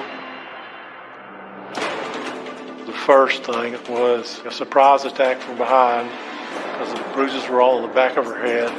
He knocked her to the floor. At that point, the coaxial cable was in connection with the television set, and he had evidently ripped it out, which indicated a person who was very angry. And she's desperately trying to fight him off. At the same time, he starts looping that coaxial cable around her throat once, twice, and then a third time. And then he ties the knot there, and all the time she's getting weaker as blood is flowing out of her body. Then he strangles the life out of her. With no confession from Chris, no one knows his motive for murdering Samantha. You'd always like to know exactly what happened at the Lazark home that night, but something caused him to decide that he was going to kill her that night. The jury finds Chris Russell guilty, and the judge gives him the maximum sentence of 99 years in prison. There was an overwhelming sense of relief that we had taken somebody from society and put them someplace where they weren't going to harm anybody, and that's that big, deep sigh you get when you know in your heart that you did a good job. When you look at Chris Russell at first glance, you see a nice, clean-cut young man who was going to college to better himself and who was a regular churchgoer. He was a very unlikely killer. He didn't fit the profile at all. I guess what we should take away from a case like this is that we need to take caution when we meet people online. You can't be too careful. An investigation is later opened into the death of Chris Russell's wife, but no charges have been laid. For Samantha's family and friends, the pain of losing her will never go away. I want my daughter back, which I know it's, not ever going to happen. And she was special. She really was. She loved everybody. And she loved her mama the best. But I don't know what to say. I don't know. We can't get her back. That day, Chris took my best friend, an amazing person, a person that can never be replaced in your life. I know she's watching down on me. I know she tries to protect me, and Samantha inspired me to definitely not take things for granted and to just live each day, make it the best I can. She's just made me a better person.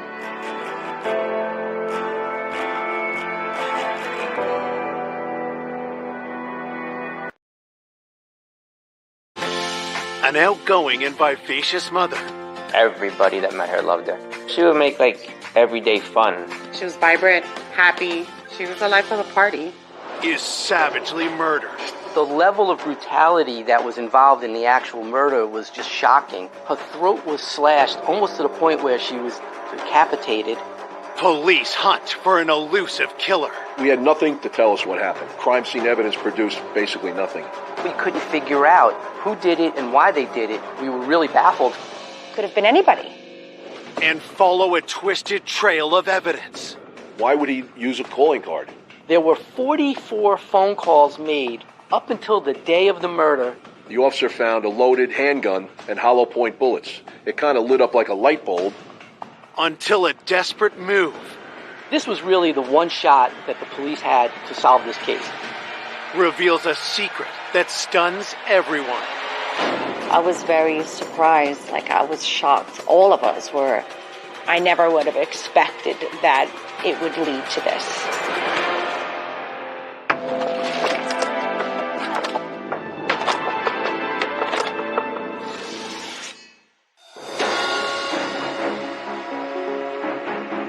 At 10:27 p.m. on a cold Tuesday in January 2003, Ramapo Police Dispatch receives an emergency call.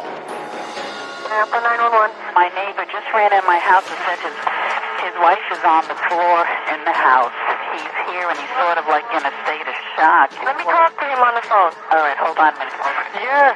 Sir, I have help on the way. If you stay right where you are until the officers get there, do you know if your wife is breathing? No, she didn't answer me. Did you check to see if she was No, breathing? I walked into her room, the lights don't go on. Okay, does she have any injuries? Yes, she's got blood on her. Where? When I cried, Evelyn, she didn't move. Did you come home and find her that way? I just came home. Officers are dispatched to the home, located in a quiet family neighborhood. When I initially approached the house, I see a man with a young boy with this really blank face.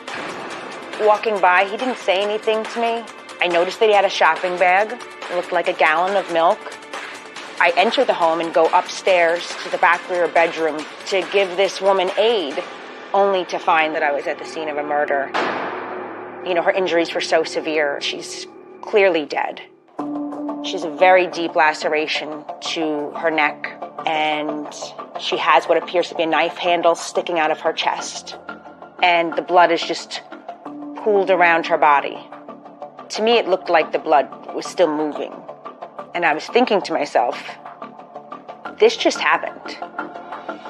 It could be that the killer's still in the house.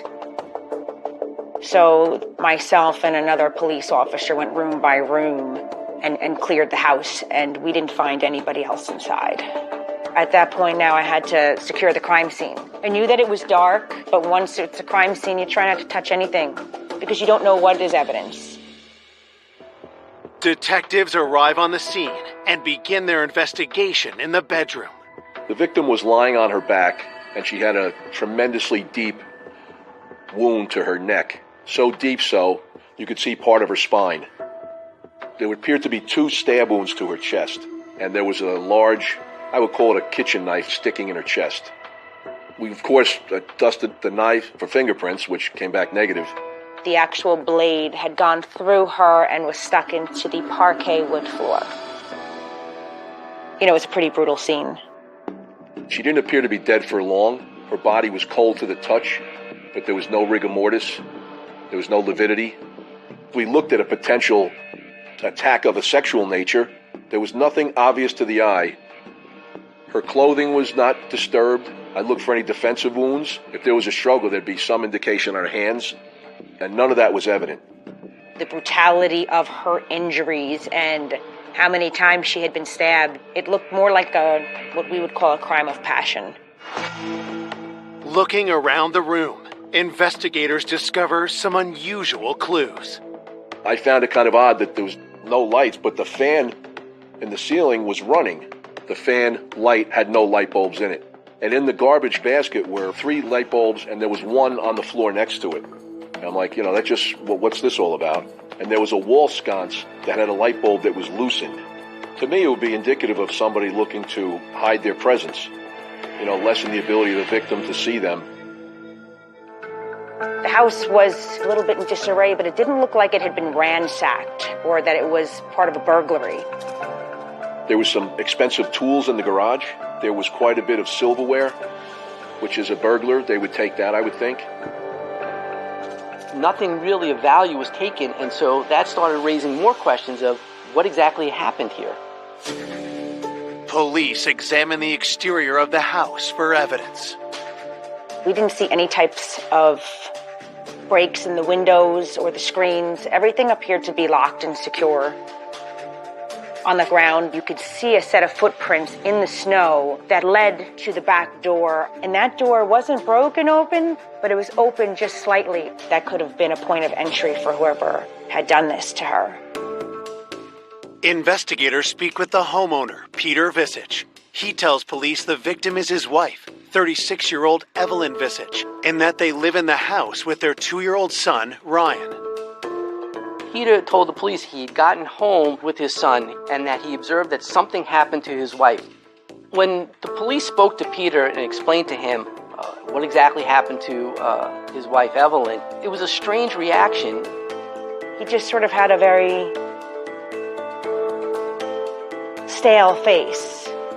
That was something that was odd to me, but it certainly didn't point any fingers at him. There was no blood and nothing in his hands or on him or on his clothes that would indicate that he had been part of the murder. While Peter is taken to headquarters to make a statement, Ryan is looked after by his grandparents. At the crime scene, investigators continue to look for any clues to who has killed Evelyn Visich. In these early stages, you don't really know the victim, and so now you have to start thinking, who would do that, and what was the reason for this brutality that was leveled against this victim?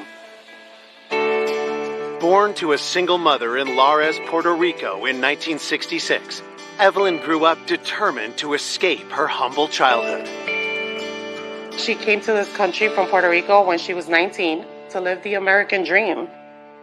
Evelyn landed a job at a large home improvement store in Paramus, New Jersey, where she made an immediate impression. Evelyn was a great employee. She had such a good work ethic. Everybody loved her. She was vibrant, positive. You could hear Evelyn from a mile away. She was always happy. She loved her music. She was passionate about dancing. She was a proud Latina. She was beautiful inside and out. Such a giving person. She was very kind. Evelyn started dating Peter after they met at the store. Peter used to shop there with his father. He was very quiet, very polite, family-oriented. He seemed like a good guy. Someone that she could see building a family with. That was her dream. Peter and Evelyn married and soon welcomed their son Ryan into the family. Ryan was her world. Everyone knew she had a son, and everyone knew how much she loved her son. After 4 years of marriage, the couple's relationship deteriorated, and Evelyn filed for divorce. Things started to go wrong. They were just very disconnected. But she wanted Peter to be a part of Ryan's life while they figured out their divorce and custody agreement. But Evelyn was killed before the divorce was finalized, raising police suspicions due to the nature of her murder. The ferocity, the level of violence, you would think somebody really had an axe to grind, someone that's personally involved with the victim. You looked at the nature of the crime, it suggested that it was somebody doing this for a reason. You have a couple who are going through a divorce. In these types of cases, you're going to look at the husband. Coming up, police discover additional suspects. We learned that he had been with Evelyn the night of the murder. Maybe they were having a domestic argument, a dispute. And unearth hidden evidence. Evelyn had secretly audio taped some of the arguments and fights that they had been having. But just as the investigation falters, maybe he wasn't the one who actually did the murder because it just doesn't make sense. Was there a piece of the puzzle that we weren't seeing? A new face blows the case wide open. He's perspiring heavily. I could see the vein in his neck beating. And I said to him, I don't want to hear what you have to say. I already know what happened, and I'm going to prove it.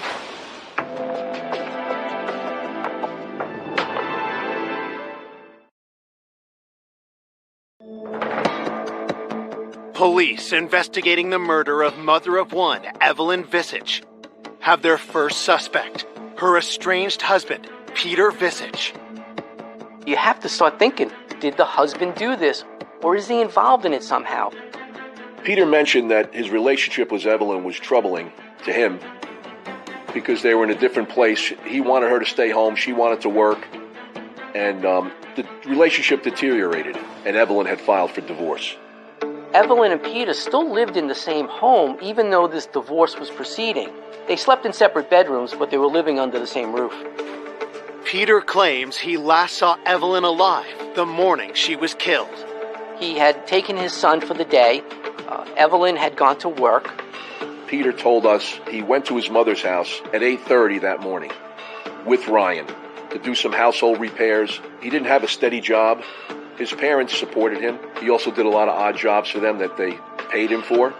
He stayed at his mother's house till approximately 8:30, and at that time he went with his son Ryan to the Palisades Mall. Peter tells police that just after 9 p.m., he called Evelyn's cell, and she told him she was at a friend's house. She told Peter that she was on her way home and would probably be home within 20 minutes or so. At approximately 10 p.m., Peter received a telephone call from Evelyn asking where he was. Peter said to Evelyn that he was picking up milk and that he would be home shortly. Peter said that upon arriving home, his intent was to put Ryan to bed, but he said that he found it odd that the lights were not working in the hallway. He said he looked into the bedroom, he saw that Evelyn was on the floor, and he said that she was obviously deceased, according to him, and he ran back downstairs and ran to the neighbor's house to call the police. Peter Visage was questioned for over 16 hours. I mean, it was a very long interview. He never asked to leave. He never said, I want a lawyer, leave me alone, anything like that. He was cooperative throughout. He agreed to provide us with fingernail clippings, hair samples, blood sample, a buccal swab for his DNA. As Peter is providing samples, investigators run a background check. There was nothing in his history indicative of this violence. Peter was typically a guy who was, if he wasn't home, working on cars, motorcycles, he was at his parents' house. Peter Visich's mother confirmed his alibi for the day and evening at the time that he said that he was there. We found Peter to be at the A&P supermarket buying milk and exiting the store consistent with the times he described, confirmed by video cameras. And he produced a receipt for the milk, time and date stamped 10:15 p.m. The amount of time it took to go from A&P, where he purchased the milk, to his house. It just would not have been possible to commit that crime and call the police from the neighbor's phone and not be contaminated in some sort or leave behind some evidence or have evidence on him.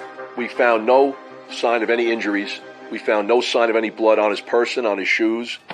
At this point in the investigation, there was nothing that we could find that was showing that Peter Visich was involved in the murder of his wife. He was in all these different places where there were surveillance cameras, and with a timeline that prevented him from being at the scene of the murder when it occurred. Now you have to start thinking, other than Peter Visich, who could do something like this, and why would they do something like this? I asked him, did he have any concern about his own safety? You know, somebody came into your house, maybe they were looking for you too. Does he have any enemies? Does he owe anybody money? Does he have any illegal habits, drugs, gambling? And he answered no to all those questions. And I asked him if he knew anybody that might want to do this. And he said that she did have a boyfriend and that we should look at him. Evelyn was dating another employee of Home Depot, Mike Granda. Here you have people going through a divorce, and now you have a boyfriend thrown into the mix. A motive could be jealousy, could be a fight in their relationship. The fact that she still lives with Peter could be a source of upsetment for Mike Granda. Maybe it was a jealous boyfriend who had come in there. It fit the profile for the crime scene, being that it was so horrific. The next morning, police head to Evelyn's work to interview her boyfriend, Mike, and find that her coworkers already suspect something is wrong. I remember I kept calling her because Evelyn was always at work by the time I got there, and she wasn't there that day. I saw detectives when they came in, and I got suspicious. And I said, something happened to Evelyn, right?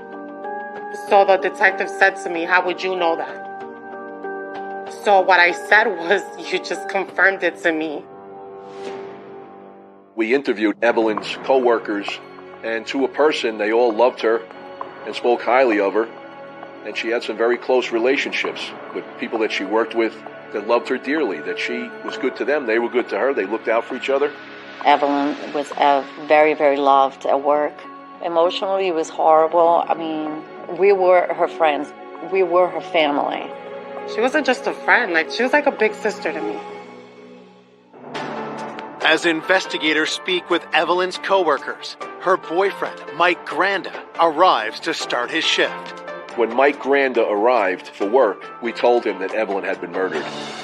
He was visibly upset.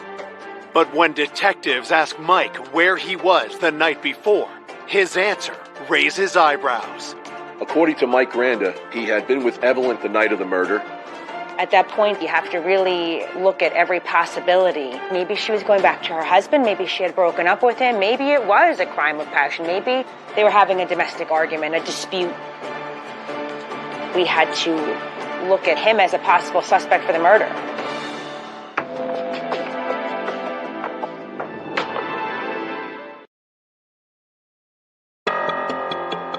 Police hunting the killer of Evelyn Visich are focusing in on the man she was dating while in the throes of divorcing her husband. We did look at Evelyn's boyfriend, Mike Granda. There could be a source of jealousy based on the fact that she still lives with her husband during this process, so he has to be looked at. Detectives bring the 28-year-old to the station for questioning.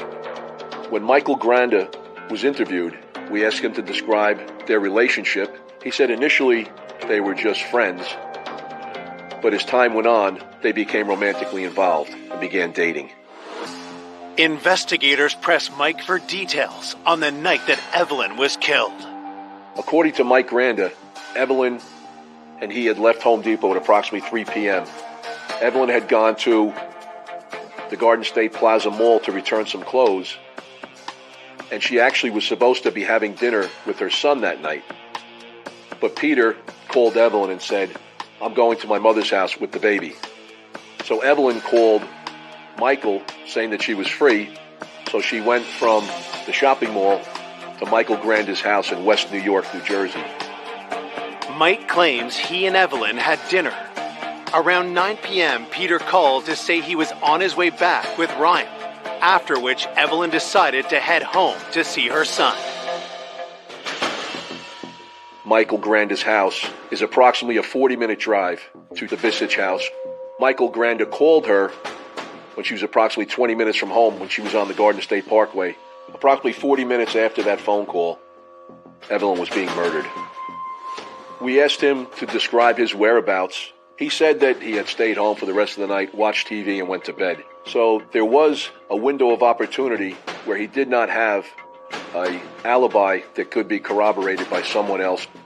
We subpoenaed his phone records to try to determine where he was. Michael's cell phone records indicated that his cell phone was in his apartment or very close by his apartment in West New York, New Jersey. If he were to drive from West New York, in all likelihood, he would have to pass through a toll. We subpoenaed toll records, Easy Pass records. We subpoenaed some cameras, video records from some banks in the area looking for his car passing by, and none of that was ever found. So that also led us to believe that he was telling the truth. He actually was in his home at the time that Evelyn was being murdered. I never thought for 1 second that Mike had anything to do with it. Mike really lifted her up on a pedestal. He gave her that support that she needed. Mike made her feel beautiful. Michael was most cooperative. He offered his phone. He offered his laptop computer. He offered samples of his blood, a buccal swab for DNA, hair. He offered everything. He said, "Please, I know you have to look at me, cross me off the list and find out who did this." It just never even dawned on me that the police would look at me. I just tried to give them as much information as I could. I do remember telling them, like, "Oh, I know you guys have to suspect me." I told them if they wanted to search my house, they could. If they wanted to search my cars, they could. I was just very focused on trying to be helpful. After the police obtained all of the information from Mike and speaking with him and speaking with others, he was quickly ruled out as a suspect in the murder of Evelyn Visage. And there was just nothing to suggest that Peter Visage was involved. So if you don't believe the husband's involved, you don't believe the boyfriend's involved, you have to look at other individuals that may be involved. At that point, could have been anybody. You can't make assumptions on who it could be. You have to really look at every possibility. The day after Evelyn's murder, as police consider possible suspects, news of the crime hits the airwaves. The Evelyn Visage murder was newsworthy just because of the area. We're in a small town. We don't have that many murders that it's commonplace. This was a case that really was troubling because you have a woman who was violently, brutally killed, and we couldn't figure out who did it and why they did it. Hoping for a new lead, investigators looked to the autopsy report to learn more about the crime. She had 2 stab wounds in her upper back area. Those were the initial strikes. And then she had a very deep slash wound to her throat. And then there were 2 stab wounds in her upper chest area, powerfully done as indicative by the fact that the knife was stuck in the floor. Based on what the medical examiner described to us, I can only imagine the sheer horror that Evelyn was experiencing. The level of brutality that was involved in the actual murder was just shocking. Her throat was slashed almost to the point where she was decapitated. It was blood-curdling. She must have been scared.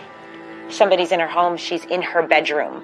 Maybe it was a burglary gone bad and she came home and had startled whoever was in her house.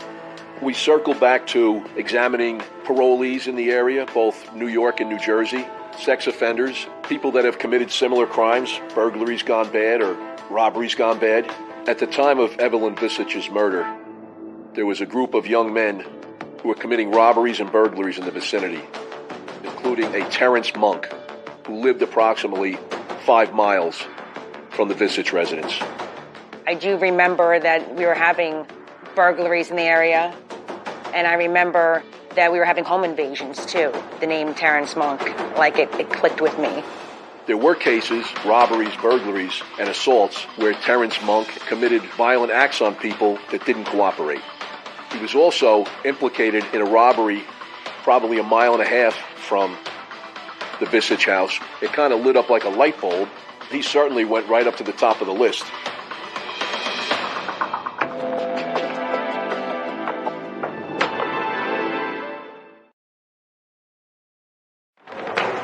Evelyn Visage was killed in her own bedroom in a frenzied knife attack. And now police are investigating if a violent local burglar might be responsible. Terrence Monk was like a known criminal, and the detectives had been dealing with him for years at that point. We had been investigating him so arduously and for such a long time, there was not any possibility of cooperation on his behalf.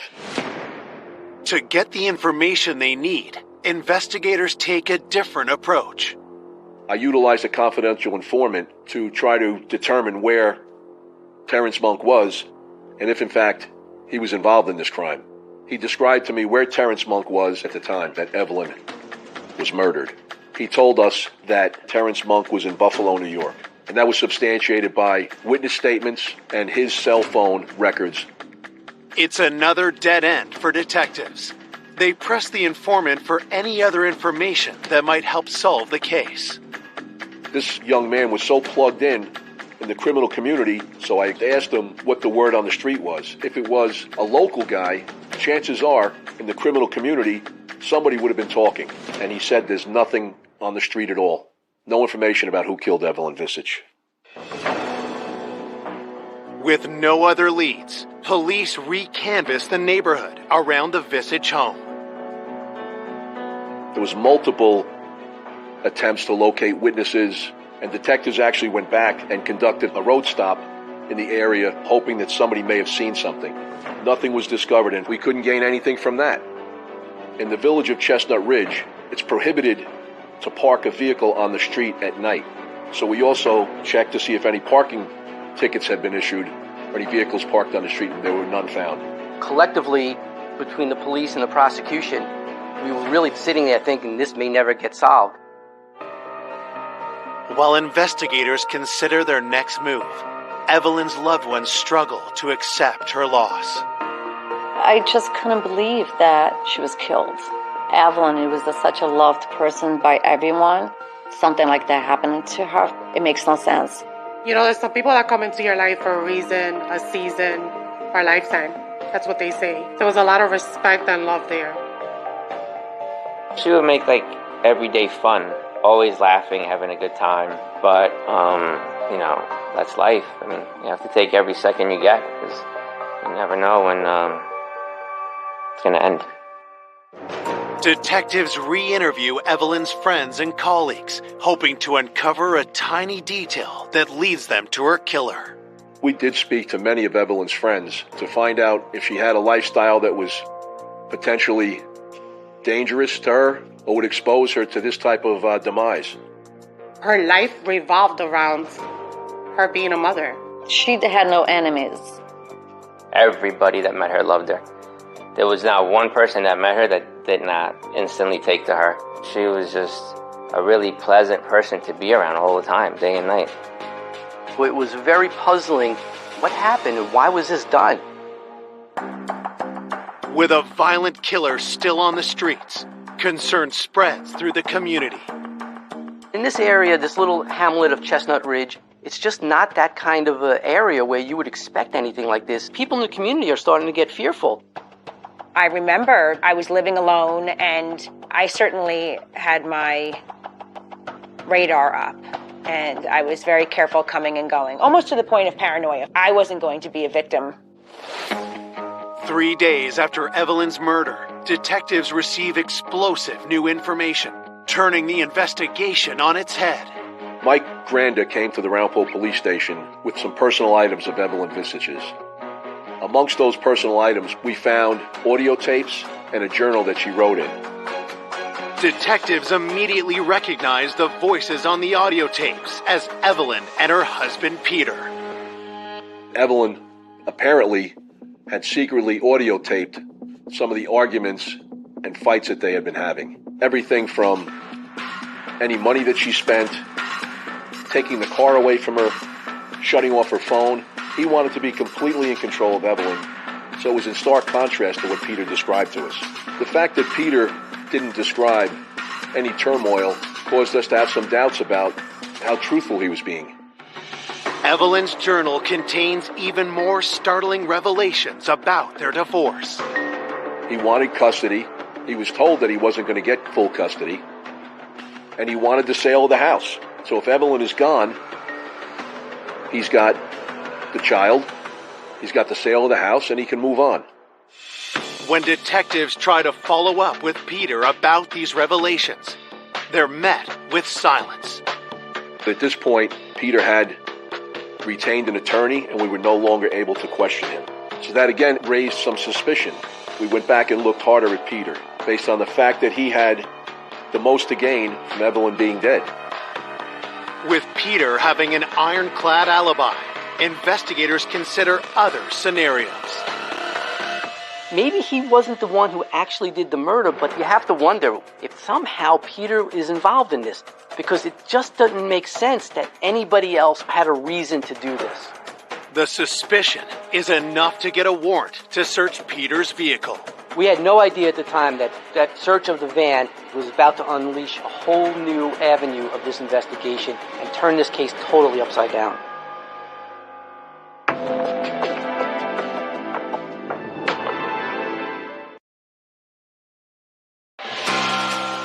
New evidence in the Evelyn Visage homicide investigation has led police to revisit her husband, Peter, as a potential suspect, and they are now searching his vehicle for any trace of incriminating evidence.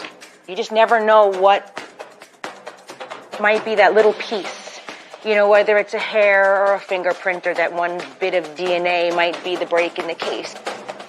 Desperate for any lead in their investigation, police make a critical discovery. There was an extensive search of Peter's van, and we uncovered in the back pocket of the middle seat of the van $3,700 in cash in a white envelope. In addition to the money that was found, there was a Sprint calling card. This was tremendous evidence that we have just now uncovered. It offered a lot of questions. Why would a person have $3,700 cash? We examined Peter's financial status. At the time, Peter was not very solvent in terms of having any money. Somebody who's, by all accounts, broke, and he's got $3,700 in the back of his van. And of course, we couldn't ask him why, because he had already retained counsel. You have to now start wondering, why does this man have $3,700 in $100 bills left behind in his minivan? It's possible that Peter may have engaged someone to kill Evelyn, and that money was going to be used to pay off the final payment. Furthest thing from my mind was that a hitman could have been hired. That's really very rare in real life. Let's look at his bank accounts, his credit card statements, things like that, as far as getting any solid evidence he was involved in this.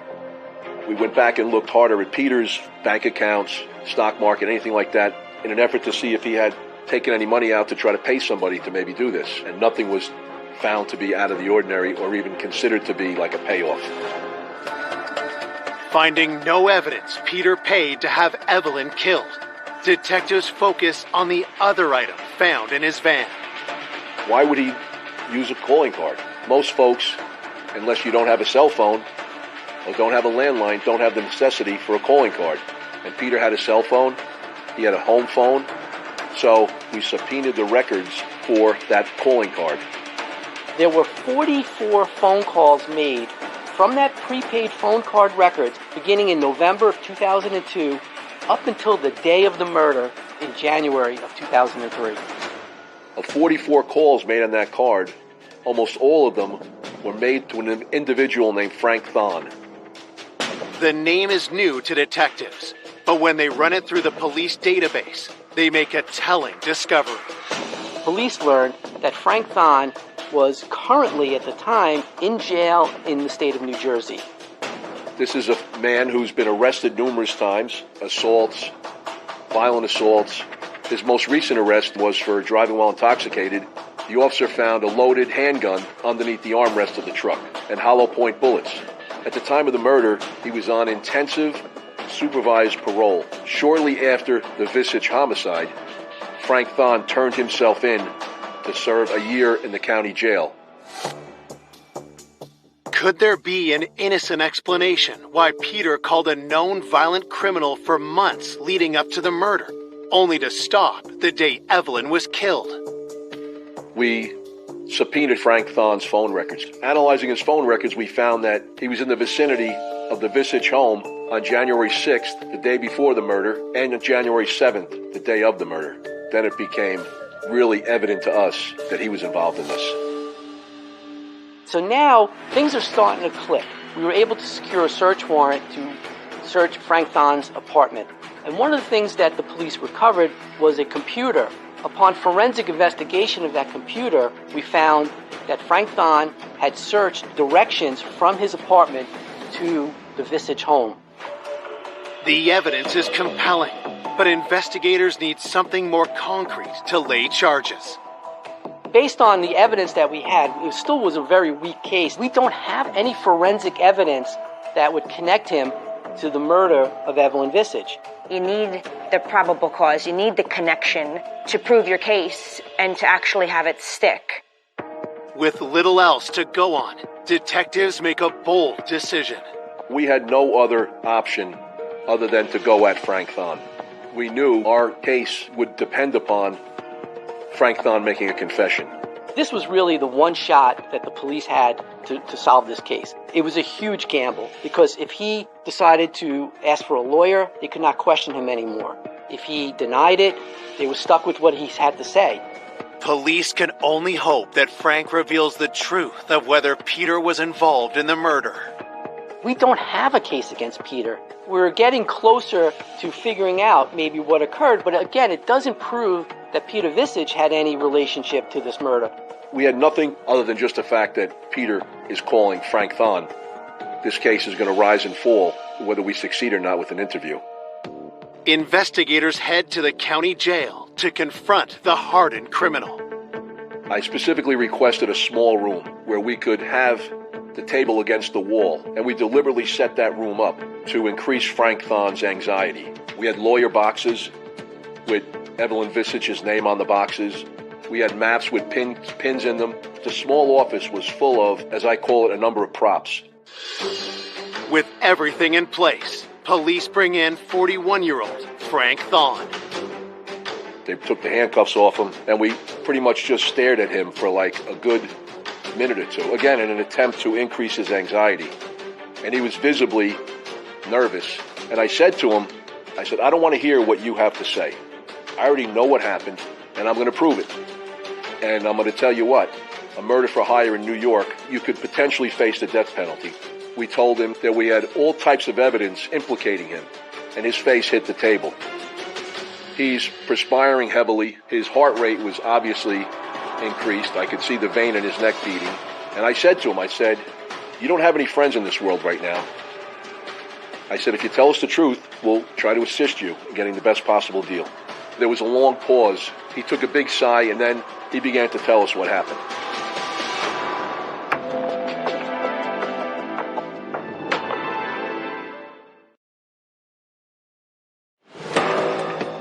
"4 weeks after the murder of Evelyn Visage, investigators have just convinced suspected hitman Frank Thon to start talking. He almost had a look of detachment from what was going on. He took a big sigh and he says, all right, I'll tell you guys what happened. Frank Thon told us that he was the person who killed Evelyn. Frank Thon confessed not only to the murder of Evelyn Visage, but that he was hired by her husband, Peter. I really was surprised after everything was said and done, after all of the investigative leads, that it all came back to Peter. Frank tells detectives that he was introduced to Peter 3 months ago through a mutual acquaintance. Peter asked this gentleman if he knew of anybody that could take care of his wife. Frank Thon requested $10,000 cash, with $5,000 being paid up front. We later learned that Peter obtained money from a friend of a friend on a loan. A short time after that, Peter Visich met Frank Thon at a pizzeria where Peter gave Frank the down payment of $5,000 cash. I looked at the money found in the van as this could have been the final payment. To hear that for such a small amount of money that somebody was willing to go out there and kill someone, I was shocked and disgusted. In his confession, Frank describes Peter's impatience to have Evelyn killed. He told me that he had a second envelope ready. He was really pushing it. Peter Visich was pestering him to get this done, so he decided January 7th was going to be the night. Frank meets Peter at the Visich home the day before the murder. He told me the layout of the house, and I'd be able to walk to the back of the house, and he would leave a door unlocked for me. Peter told Frank that he would leave the back door open, and he gave Evelyn's schedule for that day. The next day, Peter establishes his alibi. He went to his mother's house and then the shopping mall and then stopping to get milk. He knows that there's video cameras. He knows that he's going to get a receipt. That's all adding time to his alibi that can also be substantiated. After sunset, Frank enters the Visich house and removes the light bulbs to lie in wait for Evelyn in the dark. Garage door open. Then I heard the house door open. Then I heard her coming up the stairs, and that's when I came out of the room. He had a gun. He pushed her into the bedroom, had her kneel on the bed, and he told her he was merely here to do a robbery and he wasn't going to hurt her. He said he then took a knife that he had brought with him and stabbed her twice in the back. She dropped to her knees from the bed. She slid down. And now what do you do? I took her by the forehead behind her. Okay. I sliced in, then I sliced back. I heard the blade scratch the bone. I recognized the sound. She dropped immediately to my right on the floor. I heard the air leaving her body. I stabbed her 2 or 3 more times in the chest. Do you leave the knife behind? Yes, I did. Where'd you leave it? Stuck in the chest. Frank Thon was the instrument of Evelyn's death. But Peter Visich brought that instrument into his own home. On Valentine's Day, 2003, a warrant was issued for the arrest of Peter Visich. Police rushed to take Peter into custody. I said, Peter, I have very good news for you. He said, what's that? He was somewhat befuddled. I said, we found out who killed your wife. And he became like almost giggly. He's like, really, who? I said, you did, expletive. You're under arrest. It angers me and it pains me to think that the person that she married was the one that did that to her. It's shocking. It's sad. I was very surprised. I was shocked. All of us were. He went through this elaborate murder, and I just thought, how pathetic are you as a person? Frank Thon pleads guilty for his role in the murder of Evelyn. In exchange for his cooperation, he was promised a sentence of 20 years to life if he testified truthfully at the trial of Peter Visich. In November of 2003, in front of a packed courtroom, Peter stands trial for plotting to murder Evelyn. Evelyn's friends and family were throughout the trial present. They had to endure really gut-wrenching testimony, particularly when Frank Thon testified. He said that he told her at the end, I'm going to put you out of your misery. And your husband was the one that hired me. She was just in shock. Peter Visich never takes the stand during the 8-day trial. He showed no emotion. the whole entire trial. I would look at him and then just think to myself, like, why you had to get to that point? Why did you do it? After hearing the evidence, the jury deliberates for only 3 hours. The jurors announced that they did have a unanimous verdict, guilty on each and every count, including murder in the first degree, which carried a life without parole sentence.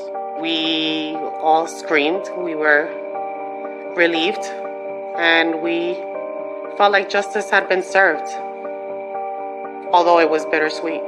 It's just so hard to comprehend why. Now the child doesn't have a mom or dad.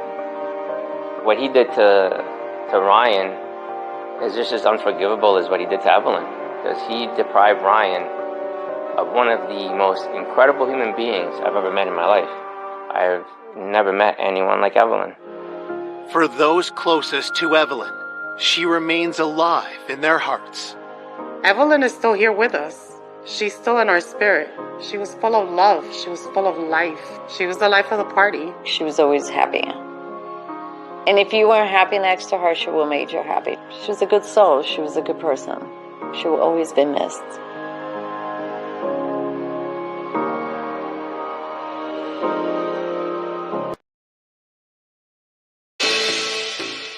A devoted mother of 4. She was just the ultimate mom. She always wanted the best for all of us. Vanishes without a trace. There was just no explanation for why she would be gone. I knew something was terribly, terribly wrong. Investigators are sent down a rabbit hole of suspects. He said that the subject will never be found. My mom did not have an enemy in the world other than him. He disliked Patricia Kimmey. He hated Patricia Kimmey. He wished harm to come to Patricia Kimmey. And discover grisly clues. We found Patricia Kimmey's dentures. We did find blood in the back of the truck. And a money clip that was soaked in blood. Until a shocking revelation. She told investigators she knew where Patricia Kimmey was. Changes everything. We were shocked. That's one of the most evil things you can do.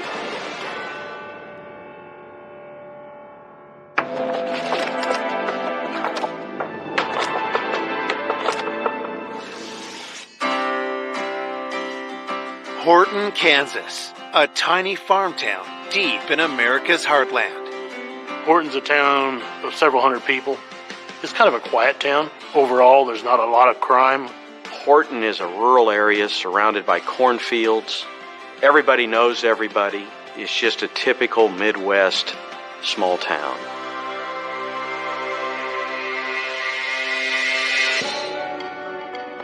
One fall day in 2009 turns into a nightmare when a daughter and son learn their mother, Pat Kimmey, has gone missing. That Saturday, I got a phone call from my mom's best friend. And when I answered it, she said that she was concerned about my mom because they were supposed to go on a shopping trip that day, and my mom had actually never answered her calls. I knew that was very strange. I jumped in my truck and went out there to my mom's house. Her jacket was in the kitchen. Her purse was sitting there, and her phone. Everything was there but her. Very quickly after, my brother Tony arrived and said, "You need to call the sheriff. This is not right." Mom, she did not go anywhere without her cell phone. It was in her pocket 24/7. So that was an immediate flag right there that something was wrong. I can't explain the fear over that because there was just no explanation for why she would be gone. Alarmed, Rita and Tony call 911. A sergeant arrives at the house at 9:45 a.m. He immediately notices troubling signs. On the front porch, there was a wooden gate that went across this staircase, and this gate had been broken in half and had been pushed off the porch. I noticed that the door was standing open, but the deadbolt lock was out. A rug in the front door foyer was messed up as well, and it appeared to me that maybe there was some type of struggle. I immediately treated it as a crime scene. Investigators head to the scene in search of clues as to what could have happened to Pat Kimmy. The house was well arranged. There was no sign of really anything inside the house that had been disturbed. There was a computer that had been left on. The investigators were able to tell from looking at the computer the time of the last keystroke. It was like 7:01 the night before was the last stroke on the computer. So we believe she was on the computer when maybe there was a knock on the door. Detectives look for clues outside the home. We found Patricia Kimmy's car and car keys were at the home. Obviously, she did not leave with her own vehicle, so she must have left with somebody else. We also had discovered several droplets of blood on the gravel rock portion of the driveway. After we looked at all the stuff, the door and the broken gate, the blood in the driveway, our thought process was, she's been kidnapped. At that point, we still were considering a missing person. Maybe she was taken by force. Police break the hard news to the family that they believe Pat has been kidnapped or possibly even a victim of foul play. We had hope we're going to find her. But when they found the blood, it was just, your heart sank. Who took her out of her home and what did they want with her? And I just leaned over and said, Rita, do you think she's coming back? And Rita got tears in her eyes and said, no, I don't believe she is. Born in Kansas in 1951, Pat's youth was full of joy. She was a very big farm girl at heart. She grew up on a farm. She loved animals and always wanted to be a veterinarian. In her late teens, Pat fell in love. My mom met my father, Eugene Kimmy, in high school, so they started dating. Nobody loved him like she did. In 1971, Pat and Eugene got married. Eugene ran the Kimmy sawmill he had inherited, while Pat was a devoted stay-at-home mom to their 4 kids. There wasn't anything that meant more to her than her family. She was just the ultimate mom. She always wanted the best for all of us.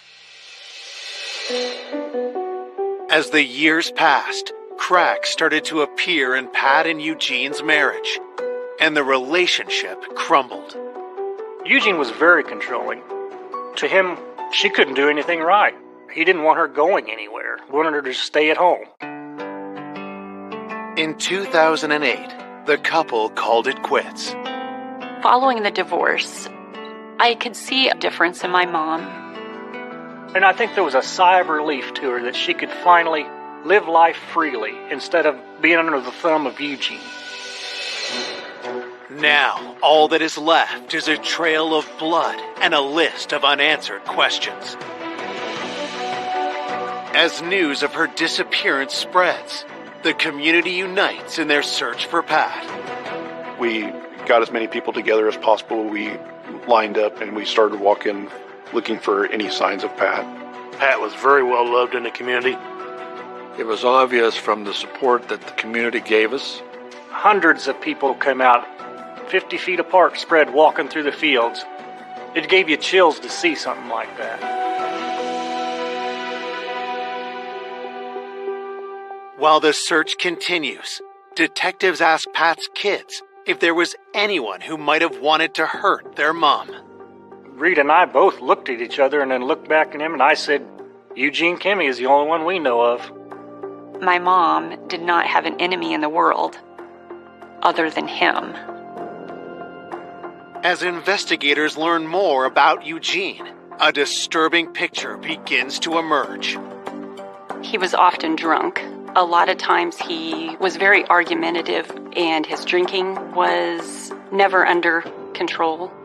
The descriptions I received from everyone was that he drank too much, that he was just a very unpleasant person. My mom found out that Eugene had cheated on her, and that was something that truly broke her heart. All of us told her, get out. Nobody should have to put up with that. So that's when she decided enough was enough. Pat divorced Eugene a year before she went missing. Mrs. Kimmy ended up getting the property from the divorce. Pat had won a very large settlement with the alimony payments being made. There was a huge payment going out every month to the sum of about $2,300. So he was bitter about that. Eugene said it was unfair, was constantly complaining to everyone the amount of money he had to give her, and Eugene didn't think she was entitled to anything. Detectives also learned Eugene had made sinister remarks about his ex-wife. People in the community told us that he had made comments about how he wished she was dead. He was constantly saying that he wanted her gone. He had actually been telling people that he would like my mom to just disappear.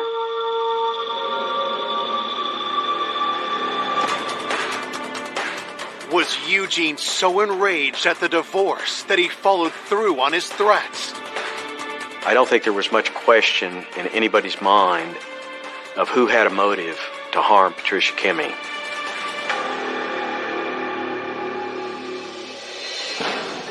Coming up, investigators uncover a web of alarming secrets and lies. You could tell that the woman was filled with guilt. He lied in every interview. Why did he do this if he wasn't involved in this case? His story, it changed every time. While family descend into despair. We were all very fearful at that point. I knew it was not going to turn out good. Before the truth blindsides everyone. She was fighting for her life, kicking on that ground. You really couldn't make up a case like this.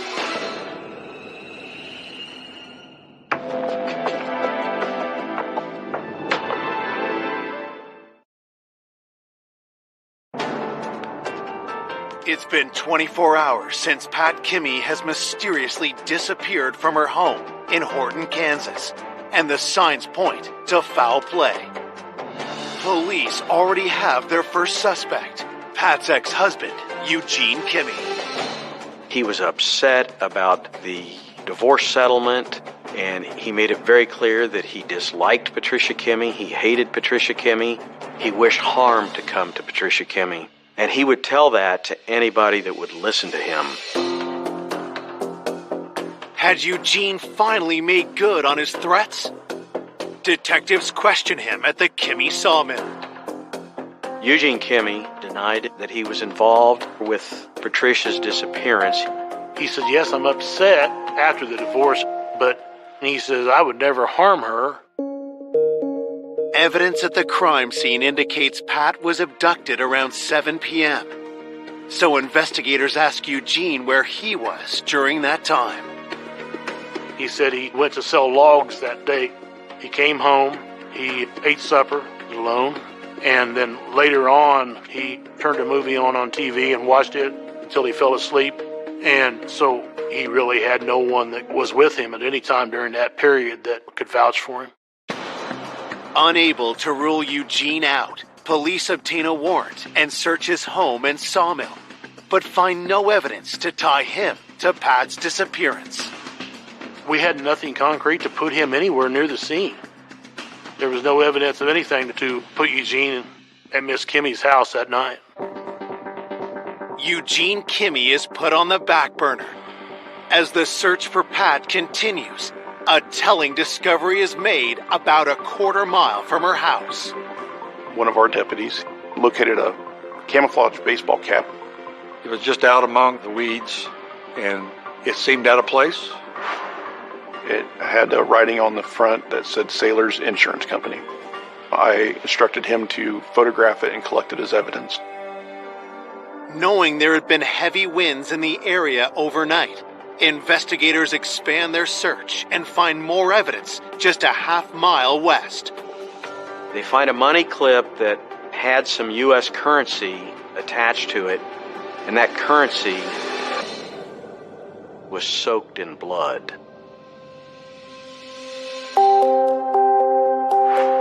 We found a bag containing some rifle shells that had blood on it. There was coins on the roadway that had blood on them. All these items was collected and sent for DNA testing. And then just to the east of that, there was an area in the grass that kind of been pushed down. They noticed that the grass was matted down in an area about the size of a person, which led them to believe that a person had been on the ground in that location. And then as they examined that closer, they began to find blood drops. That was when they knew we have a second crime scene.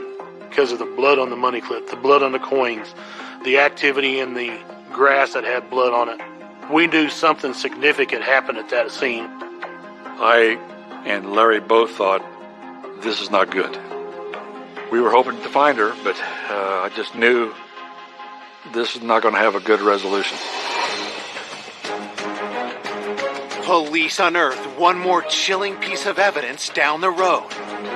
Law enforcement called me telling me, we just found Patricia Kimmy's dentures. And I was asking them, well, how in the world do you know they're Patricia Kimmy's dentures? And they said, because her name is printed on the inside of them. And it clearly was her dentures. I don't think anybody doubted that there had been foul play. When we found the dentures with her name on them, we all thought that, yeah, this is probably a homicide now. The grisly discovery forces Pat's family to face a grim reality. We knew that she had been there and that something really awful had happened to her. My heart just sunk because then I knew something was terribly, terribly wrong. While the roadside evidence leads back to Pat, nothing points to a killer until an officer sees something close by. There was a receipt found. The receipt had a date and time stamp on it.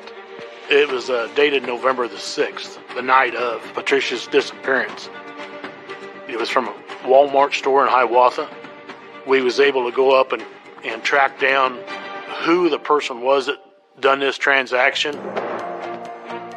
Police bring the customer, a local teen, down to the station. We asked him what he was doing in the area, and he said he went out there with his girlfriend. They were sitting there under the stars, had a cooler, left the area, forgot to put the cooler in the vehicle. And he had returned to that location to retrieve his cooler. He was able to then describe seeing a very unique vehicle in the area that was stopped along the side of the road in the vicinity of Mrs. Kimmy's home. And that vehicle was unique because it was a red pickup truck that had dual wheels on the back. What the teen tells police next leaves them stunned. He also described that as he drove past that truck on the side of the road, he could see what he believed was a pair of legs in the deep grass, and that those legs were possibly kicking, as if someone was laying on their back in the grass and kicking their legs. We all thought that, yeah, someone was fighting for their life, and as close as it was to Mrs. Kimmy's house, we immediately thought, well, that was probably Pat on the ground. It was a good break, and it was something that we knew we were going to have to start focusing on and find out who was capable of kidnapping and murdering Patricia Kimmy.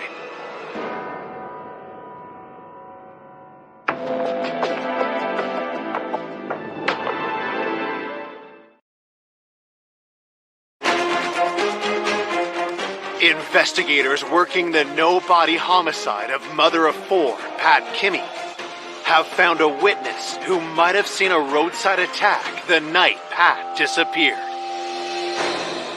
He was out with a girlfriend, and on the north side of the roadway, about where the items were found that had the blood on them, he saw a red dually pickup. He said that there was someone on the ground kicking. He didn't really see anything other than that, and he left the area. I think at that point he was young. He was scared of what was going on, and really, I don't think he knew exactly what to do at the time. There was no reason for him to be making that story up and put himself at that location when he didn't need to. So his story was pretty believable. The gal that he was with, we talked to her. He had accounts for everything that he had done that evening. His girlfriend backed up what he said, so we had no reason to believe him of being a suspect. If that truly was Pat Kimmy in the grass, detectives know it's imperative to identify the driver of the red dually truck. To have a description of a red dually pickup was really a strong lead. A dually pickup truck is a pickup with dual tires on the back of it. My first thought was, we've got a potential suspect vehicle that we need to start looking for. As police search ownership records for red dually trucks, they receive the forensics report from the crime scene. The DNA on the Sailor insurance hat was found to be that of a male. Investigators were able to obtain DNA off of the sweatband on the inside of that Sailor ball cap. But you can't just take DNA and say, whose is this? You need a comparison. No match is found in the criminal database for the ball cap DNA, but other evidence is more conclusive. The money clip, the coins, the blood on everything found at the second crime scene, all was that of a profile that matched a female. And so we were able to get the DNA and be able to positively identify that blood as belonging to Patricia Kimmy.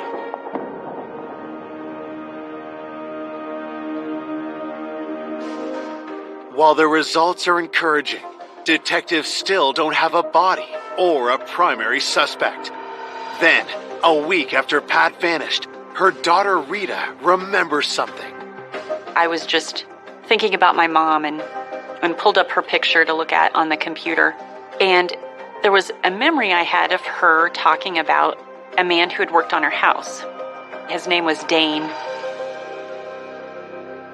Mom had a contractor at her house, Dane Deweese, and she had some work and she had to call him back a couple times because she wasn't satisfied with it. Pat had a contractor from Abilene, Kansas come up and do some work on her fireplace. And she had some disagreements with the contractor that something wasn't correct. So I got to thinking about that and pulled him up on the computer, and he had a police record. So that was very concerning. Just thinking about the fact that he had been around her. He had access to her home. And what really raised a flag with him is when we found out he drove a red pickup. Well, we're on to something now. Could Pat and Dane have gotten into an argument about his work, causing him to violently lash out at her? Rita alerts police about Dane, and they immediately bring him in for an interview. He was very cooperative, told us that yes, he has a red dually pickup. He told us that he had done some work for Patricia Kimmy's house. He was honest in telling us that she was not happy with some of the work. He volunteered to come back and fix those items, which he did, and had thought he had settled everything with her. He thought Pat was a very good person to work for. He said he got it corrected, and Pat was very appreciative that he got it corrected, and he said that he thought that everything was okay between him and Pat, and that he would never harm Pat. Mr. Deweese did not really have an alibi. He had nothing to back up his whereabouts for the night before. He told the investigators he was at home alone, but he didn't have anybody that could vouch for that. And he quickly became our prime suspect. He allowed us to search the truck, which we did. When investigators search Dane's truck, they make a disturbing discovery. We did find blood in the back of the truck. We were a little alarmed when we saw the blood in the back of Mr. Deweese's truck. Could it be Pat Kimmy's blood? And could this be the evidence that blows the case wide open? This looked like a very serious matter and indicated that he perhaps was the person involved. And the blood in the back of the truck really made it suspicious.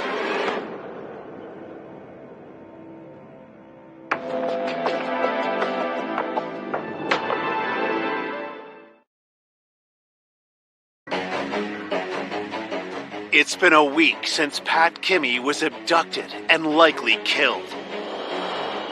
Police suspect contractor Dean DeWeese is involved and have found incriminating evidence in his vehicle.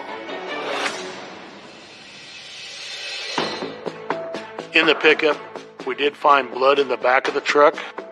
Mr. DeWeese volunteered that he had recently been hunting for deer, and there might have been some blood and fur left in the back of the bed. We took samples from the truck of the blood to confirm his story. Detectives rushed the samples for DNA analysis. They were able to determine the blood actually was from a deer, and it was not human blood. After that, we searched down everything we could for DeWeese and never could find out any information that he was even in the area of Pat Kimmy. So we had to eliminate him. It was hard to take at the time. We really thought we were onto something with the Dooley pickup, but there wasn't enough to go forward with. It was very disappointing. Right back to square one we go. With no new suspects, investigators focus on finding the owner of the red truck and the Sailor insurance hat found on the side of the road. We talked to the Sailor Insurance Company to get a list of people that would potentially have access to a Sailor hat. Investigators were able to get a customer list and find a list of possibilities of a red Dooley pickup insured by Sailor Insurance. Detectives asked Pat's family if they recognize anyone on the list. They had us go down through the list, and Roger Hollister's name stuck out. He's bought lumber at the sawmill before. They said Roger Hollister had done business with Eugene Kimmy and that Roger Hollister drove a red Dooley pickup.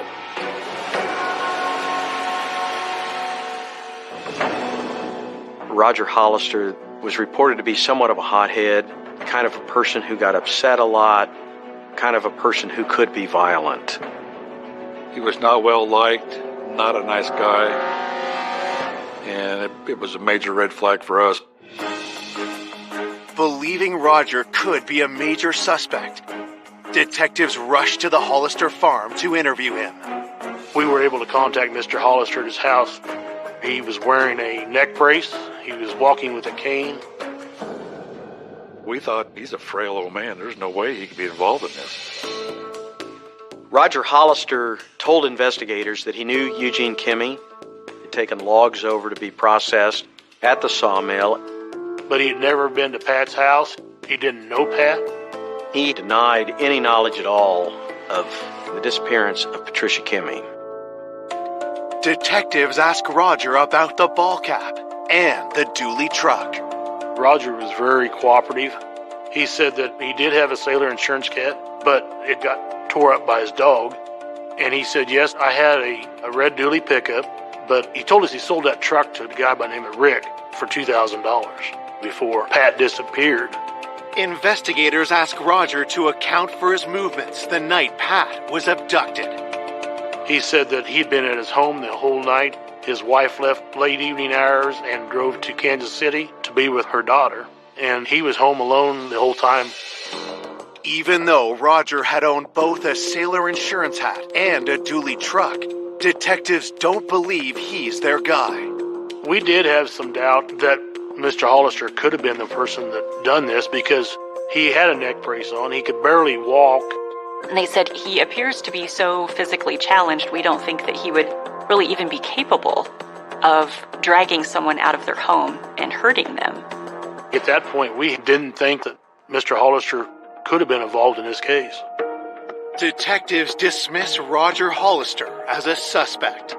A month has passed since anyone last saw Pat alive, and investigators are no closer to locating her killer or her body. There was a lot of pressure to find Patricia Kimmy. The investigative team wanted to find her. The family wanted to find her. The whole community wanted to find her and get justice for Patricia Kimmy. It was getting frustrating, thinking that we might never find her, never get this case solved. 2 months into the case, police catch a break when Pat's son Tony and nephew DJ show up to the police station with shocking new information. They told us that Roger Hollister went over to the Kimmy sawmill and he wants to talk to Eugene, but Eugene wasn't there. The employee at the sawmill, DJ Kimmy, told the investigators that Roger said to him, "Tell Eugene I'm here to collect. I want my money." And DJ says, "I don't have your money. I don't know what you're talking about." And Roger then said he had taken care of it in reference to my mom. And he said, "Well, I'm just here to recoup my money, that I took care of the subject." And he also stated that the subject will never be found. It was a major break in the case. We were on to something now.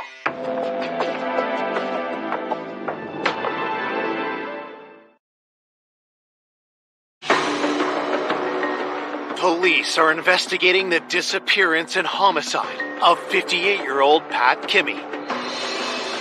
Now, 2 months into the case, they've learned from Pat's family that Roger Hollister has come looking for money, claiming he got rid of Pat. When Roger said the subject will never be found, referring to my mom like that, we were all very fearful at that point. Pat's nephew DJ tells police he remembers he saw Eugene and Roger talking at the Kimmy sawmill one day. We believe that maybe Eugene was drinking, did not like the situation he was in with his wife, and maybe he made a comment to Roger, said he wanted to do away with his wife. As we confirmed, there was numerous comments made to numerous people to that effect. He didn't like the divorce settlement, lost land, he was making alimony payments. That's a strong motive for murder. So our thought process was maybe he was drunk, and maybe Eugene told Roger, "I'd pay somebody to get rid of my wife."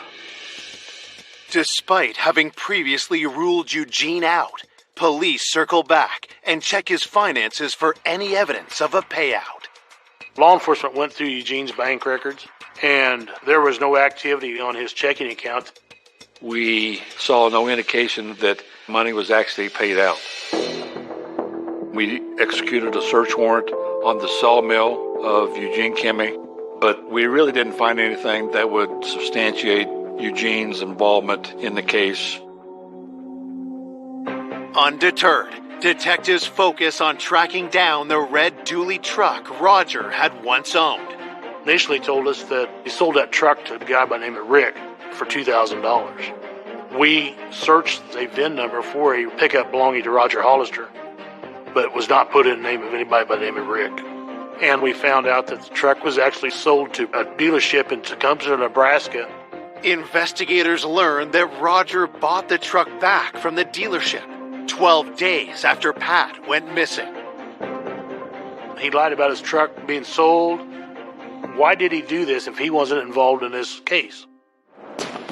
When police bring Roger to the station for another interview, they cannot believe their eyes. He was not the same person as he had been. The first interview with Roger, he wore the neck brace, he walked with a cane. But now he comes through that door like there was nothing wrong with him whatsoever. We were very shocked. I don't think anything at all was wrong with Roger Hollister. I think he just was using that as a front for everything that was going on. Anytime a suspect is untruthful with you, that just makes them look all the more suspicious. Roger tells police he went to the sawmill to buy lumber and denies speaking to Eugene or DJ about Pat or any money. But when pressed about the truck, his story changes. Roger said that he'd sold it to a group of Mexicans that were passing through the area. He did not know their names or anything about them. That sounded fabricated. His story, it changed every time.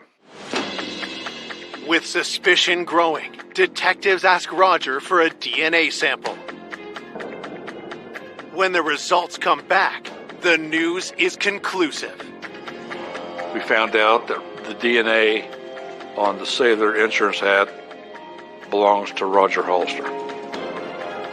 That was a very big moment, because now we know that he was at that crime scene. Because his DNA is found there, we knew he was involved. Detectives now have enough probable cause to serve a search warrant on Roger's farm. We took a track hoe out there, and we was able to pick things up, dig around. And what was found was parts of the truck. A lot of the stuff had been buried, and it's been burnt pretty severely. And, of course, we couldn't get DNA because of the fire. And the VIN number matched Roger Hollister's truck. It was then obvious that Roger Hollister had destroyed that truck and was attempting to conceal it. At that point, we had what we thought was a very good circumstantial case against Roger Hollister. We searched the property, but we still didn't have a body of Patricia Kimmey. Our prosecutor kept saying, we need a body. Then, a few weeks after finding the truck, investigators get some alarming news. I received a phone call from investigators who said, "You're never going to believe this. Roger Hollister and Rebecca Hollister were just involved in a vehicle accident." The investigators said that the vehicle had turned in front of a semi-tanker and hit head-on. Rebecca was seriously injured to the point that she had to have surgery. Roger, who was the driver of the vehicle, didn't sustain any real serious injuries. And if the truck driver hadn't paid attention, there's probably a good chance they would have both been killed. Detectives rush to the hospital to speak with the Hollisters. And Roger's wife, Rebecca, tells them she believes her husband was trying to kill them both. Why is he trying to commit suicide? Why is he trying to kill Rebecca in the car? I think that the walls were closing in, and Roger knew it. Roger knew we were closing in on him. There was an arrest warrant issued for Roger Hollister for attempted murder on Rebecca, and he was charged for that. Now in custody, Roger says he wants to tell police what really happened to Pat Kimmey. He said that he was with Eugene when the kidnapping occurred. He said, yes, his truck was used in the crime, but Eugene forced him to go. He said that he just drove Eugene Kimmey and that Eugene Kimmey killed Patricia. And so is Eugene still involved somehow? We don't know for sure. Detectives bring Eugene in for another interview. He admitted that he did not like the situation he was in with his wife, but he says, I would never harm her or kill her. Eugene says, oh yeah, I may have mentioned that I would like to see her dead, but I didn't offer money to Roger to kill her. Eugene Kimmey did not deny that he'd made those remarks, but that he had said it more in anger, just a person running their mouth that's upset with their ex-spouse. Detectives have no solid proof Eugene was with Roger that night, or that any money ever changed hands. As a result, we were never able to tie Eugene Kimmey into the murder, never had sufficient evidence to charge Eugene Kimmey. Police release Eugene. Then, 6 months after Pat's disappearance, Rebecca Hollister asked to meet investigators. She was very upset. You could tell that the woman was filled with guilt. She told investigators that she knew where Patricia Kimmey was, and she wanted to take them to the body.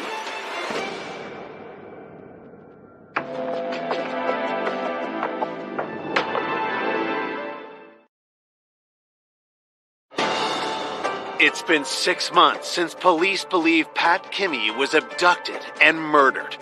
Now their prime suspect's wife, Rebecca Hollister, is at the station and wanting to talk. She told investigators that she knew where the body was, and she told them that the body was at their farm. We were shocked. I think she was realizing that she better come clean, and I think she decided to do the right thing by giving us the body. Rebecca Hollister was offered immunity if she would cooperate with us and be truthful. We would grant her immunity from prosecution. Rebecca claims her husband, Roger, told her where he buried Pat Kimmy on their 40-acre farm.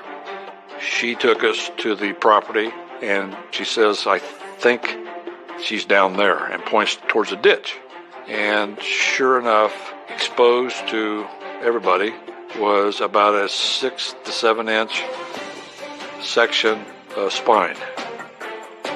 We found a piece of the vertebrae with some ribs attached, and we found another short piece of the ribs. The body was burnt, the body was cut up, the body was crushed. I mean, he destroyed her body. And lucky enough, we found enough of the remains to identify her that we knew we had Patricia Kimmy. One of the officers told me that her body had been dismembered and burned. And that was very hard. One of the hardest days. When we recovered the body, I felt we had a very strong case. I felt we had the right man. I felt we had the evidence to convict him.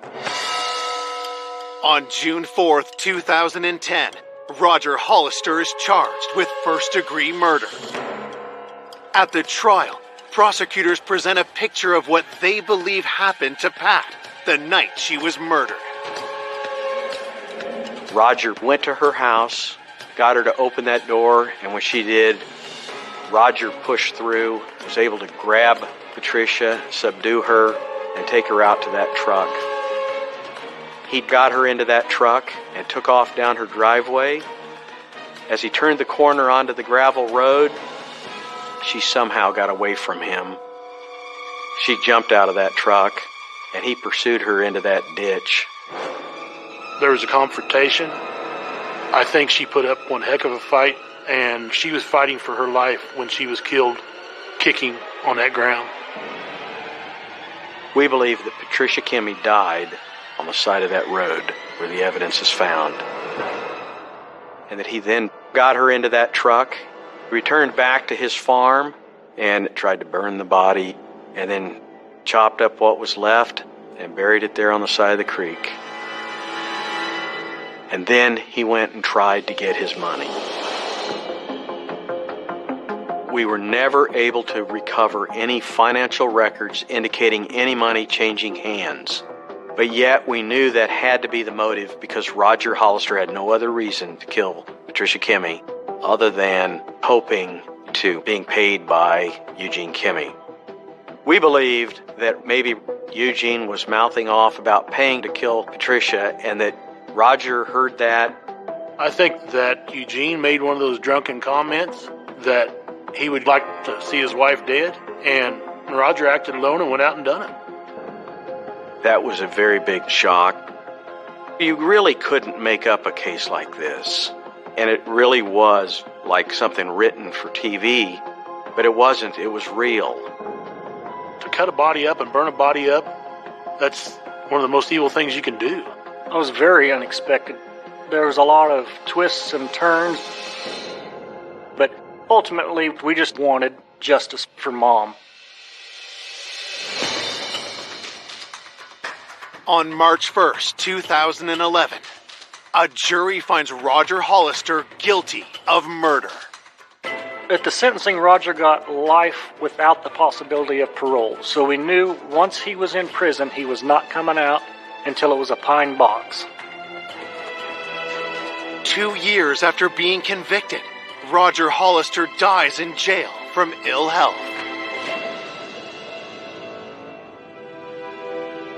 You know, I don't know if that will ever seem fair that he spent such a short time in prison. It wouldn't be enough if it was 1,000 years for taking our mom's life. I think we all just hope to be half of the person that she raised us to be. Our mother was a saint on earth, the kindest woman you'd ever meet. There's no doubt in my mind she's in heaven with God above. You just miss her every day.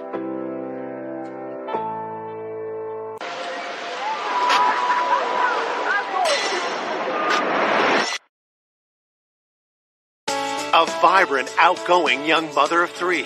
She was so full of life. She had so many friends, and she was a very, happy person. Murdered in the safety of her own home. The victim had been stabbed multiple times in the chest area. It looked like somebody had tried to carve her heart right from her body. Investigators discover a history of troubled romances. He drank incessantly. It caused a lot of problems. He had repeatedly been trying to get more visitation with his son, and he was really upset about it. He was just furious that she was having a baby. However, as time progressed, the leads started drying up. Just when police think they might never catch the killer. The police were contacted by a young woman. And she said, "Hey, I've got this inkling in my stomach. Can you check out this person?" New evidence leads to a culprit no one saw coming. When I walked out of that house, I said to myself, my God, he did this. His rage, his obsession just consumed him. How could someone commit such a horrific, violent attack and continue to live among us for another 8 years?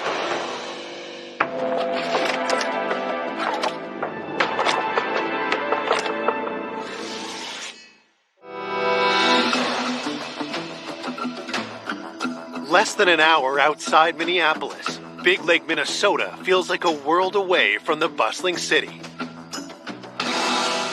But in February of 1992, this peaceful town is rocked by a horrific discovery. 911 dispatch.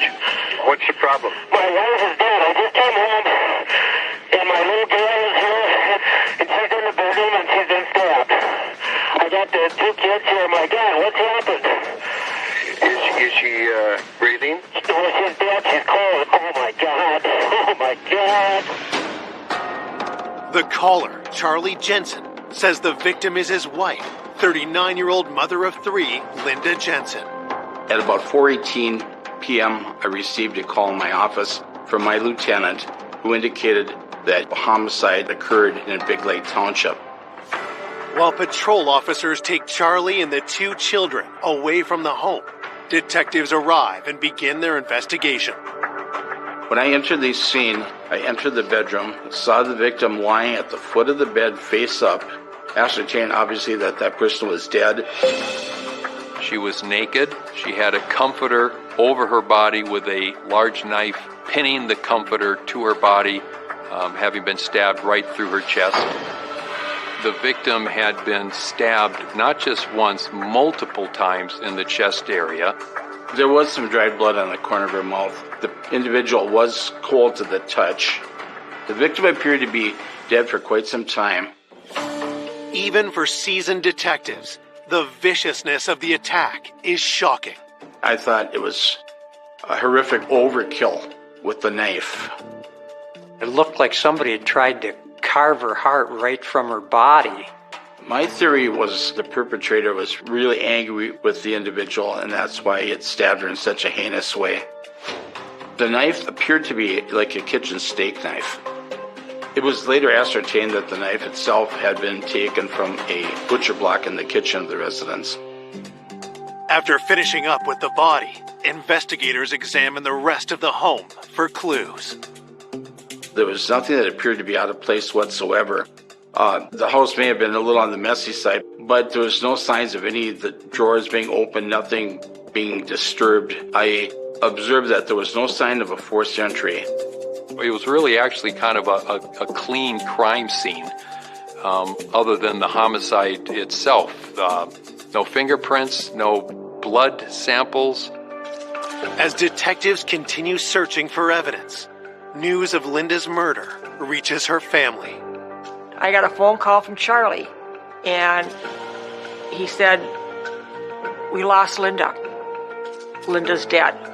She's been murdered." I was screaming, just screamed and screamed and screamed because she was gone, and I didn't want to believe it. Born in a Minneapolis suburb in 1952, Linda had 3 siblings. Linda was my dark-haired sister, beautiful, beautiful sister. She was so full of life. Linda was the person that you find climbing a tree. She loved to swim. She just would go, go, go.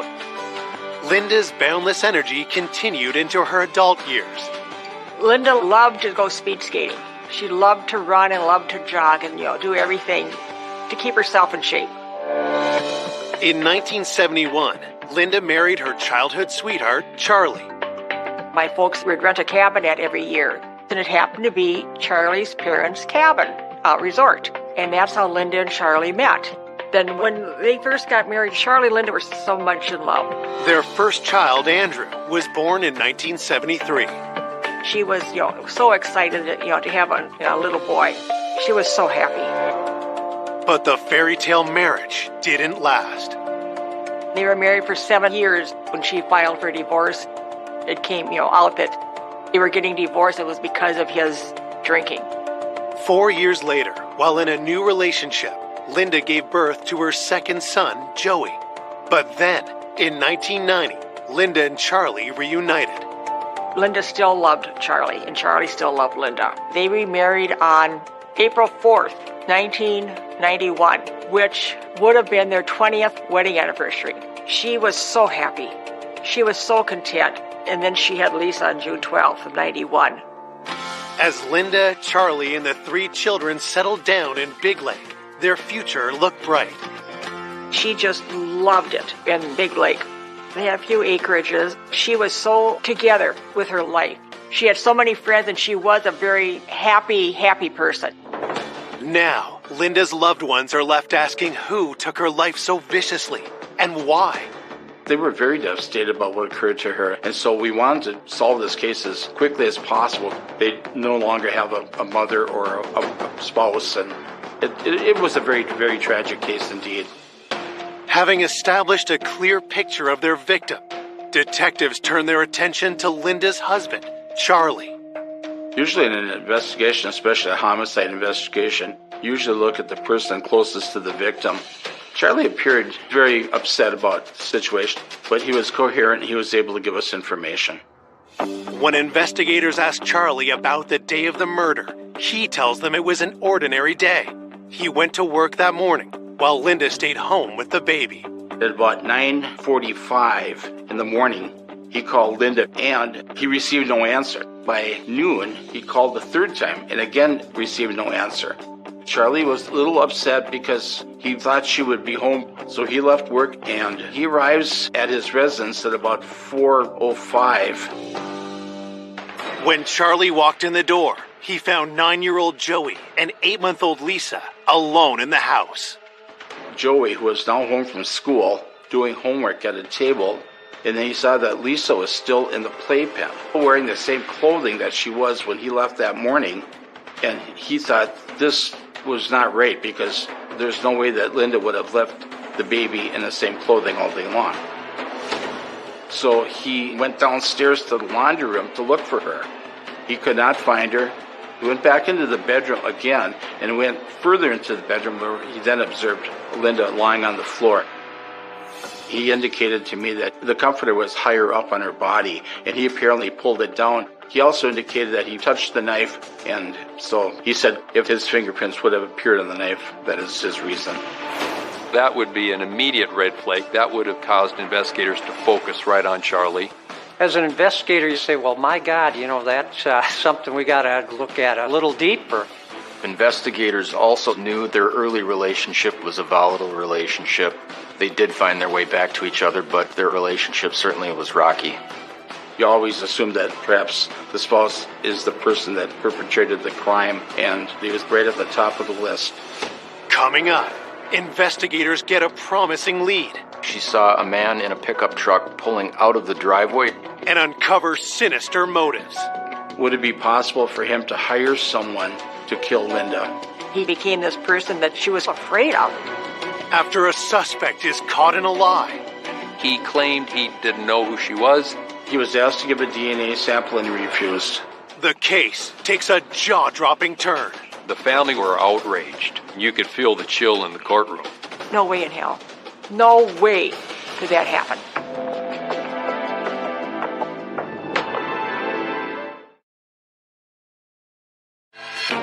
Police are investigating the brutal murder of 39-year-old mother of three, Linda Jensen. Their first suspect is Linda's husband, Charlie, who has just admitted his fingerprints are likely on the murder weapon. He indicated that he touched the knife. He never pulled it out, but he did touch the knife by the handle. Is Charlie trying to cover his tracks? Searching for a possible motive, detectives ask why he and Linda divorced 14 years ago. Charlie indicated that they had a good relationship. The only reason that the marriage broke up was simply because of his drinking. Before Linda and Charlie got married, the first marriage, Charlie got sent to Vietnam. What he went through in Vietnam always stayed with him, and he got into heavy drinking because of that. He drank incessantly. It caused a lot of problems in the marriage. So eventually, by 1978, Linda sought a divorce. When Linda and Charlie remarried in 1991, Charlie had stopped drinking, but other demons remained. Charlie had, really kind of given up his partying, and he became more of an adult. But yet, what he went through in Vietnam always stayed with him. Had Charlie's old issues returned, this time with fatal consequences? Investigators get to work checking Charlie's alibi. Charlie indicated that he left the residence at about 6:15 a.m. to go to work. And he proceeded back to his residence at about 4:05 p.m. We retraced his steps, and we talked to a fellow coworker who verified the time that Charlie had arrived at work and the time that he left, and no time during that day did he ever leave. Before detectives let Charlie go, they take a sample of his DNA. At that time, we could do a little bit of DNA testing, but it hadn't reached the point where it could identify a suspect positively. So the investigative team was collecting DNA samples and then preserving it. Charlie was also asked to do a polygraph test, which he did. He passed the polygraph test and was eliminated as a suspect. Everything he said was down to the wire. He could not have been the perpetrator in this crime based on the timeline. While investigators search for their next suspect, news of the murder leaves Big Lake residents fearful. This crime was a shock to the community. It was a smaller community, and, they didn't have many homicides. To think that somebody is still out there walking the street and you don't know who, what would be worse? Your house is supposed to be your safety, and to know that she was murdered in her house, that somebody decided to play God and take her life. Who could do that? 24 hours into the investigation, detectives receive their first tip. The investigative team got a call from a rural mail carrier who had claimed that she had been by the Jensen house on the day of the homicide. The mail carrier arrived at the house at around 11:30 that morning, and she said at the time she saw a man in a pickup truck pulling out of the driveway, and she said she got a pretty good description of the man. The postal worker described the truck as an older truck. I believe it was tan, two-tone tan, and it was occupied by a Caucasian male, late 30s, early 40s, kind of a scruffy guy with a beard. We had a sketch artist that was involved in trying to recreate the picture of that person that the mail carrier supposedly saw. The sheriff's office did release that sketch to the media, and it was widely publicized. While investigators wait for witnesses to identify the driver of the truck, officers are sent door to door around Linda's home. At this point, he had no leads whatsoever, so that was the first place we started looking at was the neighborhood itself. And I've had cases in the past that were solved by people that observed something. On this canvas in particular, we were looking to see if any of the neighbors had seen anything or seen a truck or anything suspicious that morning. When detectives hear that Linda's neighbors, the Jones family, may have seen the pickup truck, they immediately knock on their door. Kent Jones was a scout leader. We had 4 children. We're hoping that he could name the person that the mail carrier observed leaving the Jensen residence. And at the time, he told us he was at home and his wife was present, and he didn't know Linda Jensen. Deborah Jones confirms that she has seen the pickup truck around the neighborhood, but neither she nor her husband can identify the man seen driving the vehicle. We went through the entire neighborhood asking the same people basically the same questions, but no one really knew the guy in the truck. So we were really disappointed. Detectives decide to turn their attention toward the other men from Linda's love life. After Linda and Charlie divorced in 1978, Linda became involved with an individual by the name of Robert Beard. Linda had a child with him, Joey, and they were together for about 4 years before they separated. Bob Beard really didn't see much of Joey and was not a father figure, and he never paid child support. He had given up custody, but Bob Beard had repeatedly been trying to get more visitation, and sometimes he wouldn't see the kid but once or twice a year, and he was really upset about it. When investigators speak to Linda's husband, Charlie, about Bob Beard, what he tells them is startling. Charlie indicated to investigators that Mr. Beard had actually contacted Linda at least twice, if not more, within a few weeks before she was murdered. Bob wanted to see Joey and perhaps even gain custody of him. Had Bob confronted Linda about custody and attacked her in a rage? The individual that perpetrated this crime was angry at her about something. Bob Beard was an absolute ideal suspect.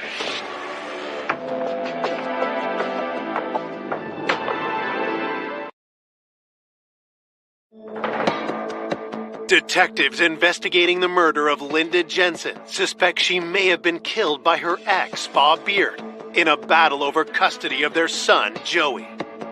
During the investigation, we learned that Linda had been with a guy, and he was kind of a bad actor. According to the family, Linda was concerned about Bob due to his anger issues and the fact that he was drinking and using drugs. Did Linda and Bob's dispute turn fatal? Detectives bring Bob in for an interview. I questioned him, when were you last in contact with Linda Jensen?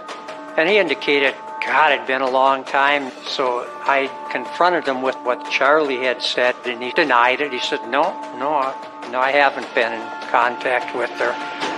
If he was giving false information, that would make him look very suspicious as a possible perpetrator. Investigators asked Bob where he was the day Linda was murdered. During the interview, he admitted that that day of Linda's homicide, that he'd been at home alone and had no alibi other than that. I was home alone, he said. Beard told investigators that he had no car and that he wouldn't be able to walk to her residence.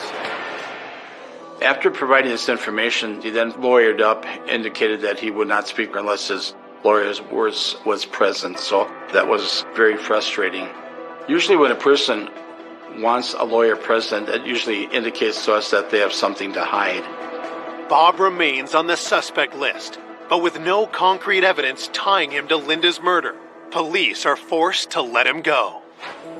As they continue their investigation, detectives hope the autopsy report will provide a much-needed break. During the autopsy, they determined that she'd been strangled, and that subsequently she'd been also stabbed through the chest. But the cause of death, more than likely, was the strangulation. It was also found that she had been sexually assaulted, and then there was a DNA swab taken at that time. She was perhaps being strangled during the time that she was being sexually assaulted, and then she was probably stabbed post-mortem, in other words, after death. Medical examiners also determined Linda's time of death was between 8 a.m. and 10 a.m. Charlie left the home at 6:45 a.m. About an hour later, the 9-year-old son left the home at about 7:45. That left just Linda Jensen at home with her infant child. Those who knew her talked about the fact that she would have fought for her life, and so it probably was a very, very violent two-way encounter that probably lasted for a little while. Somebody committed this horrible sexual assault and a nasty homicide, and they're walking around and they got away with it. That's unacceptable. Convinced Linda was murdered by someone with a personal motive, investigators look at another one of Linda's romantic partners. According to Charlie, after Linda left Robert Beard, she met an individual by the name of John Silliman. When I first met John Silliman, I didn't like him. He just kind of acted like he was God's gift to women, but that's who she, really cared about, and she did marry him in '86. After the wedding, John convinced Linda to move to California, but their newlywed bliss quickly faded. Linda had only been out in California for a short period of time when things were getting kind of rough. A few times when Linda had called, I could tell that she was sad when we would talk. He completely, changed and became this person that she, I think, was a little afraid of.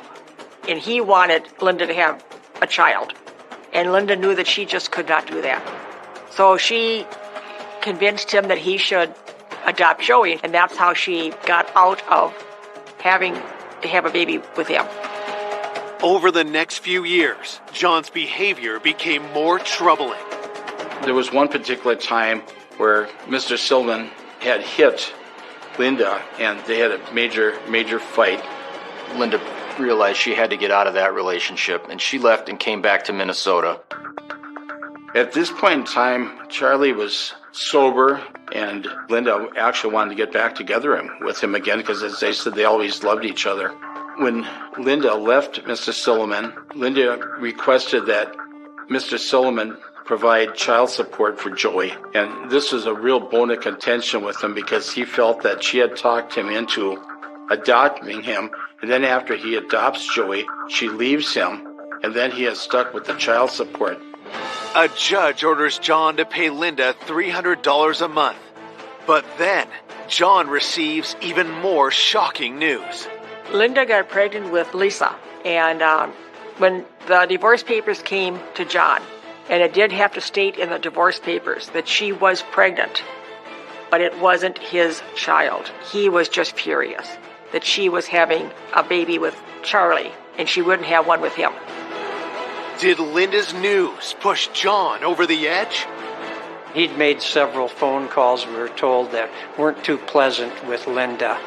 So he was a potential suspect. Could he have come back and committed this homicide?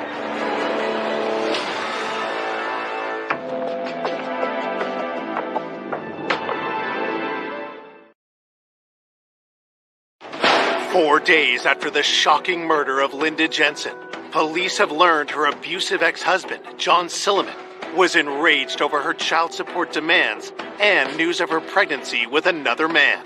Did his resentment lead him to kill? Police fly to California to interview him. When I interviewed him regarding the abuse, he indicated it was a two-way street, that they both abused each other. They fought all the time. They fought over money. They fought over Joey to a certain degree, and they just did not get along at all. John had motive to want Linda dead, but investigators need to know if he had the opportunity. During the time of the murder, John would have been working at the elementary school in King City, California. And according to the people we spoke with at the school, he never left the school that entire day. When you're looking at an alibi on any potential suspect, nothing's black and white with it, but the Silliman alibi, it was airtight.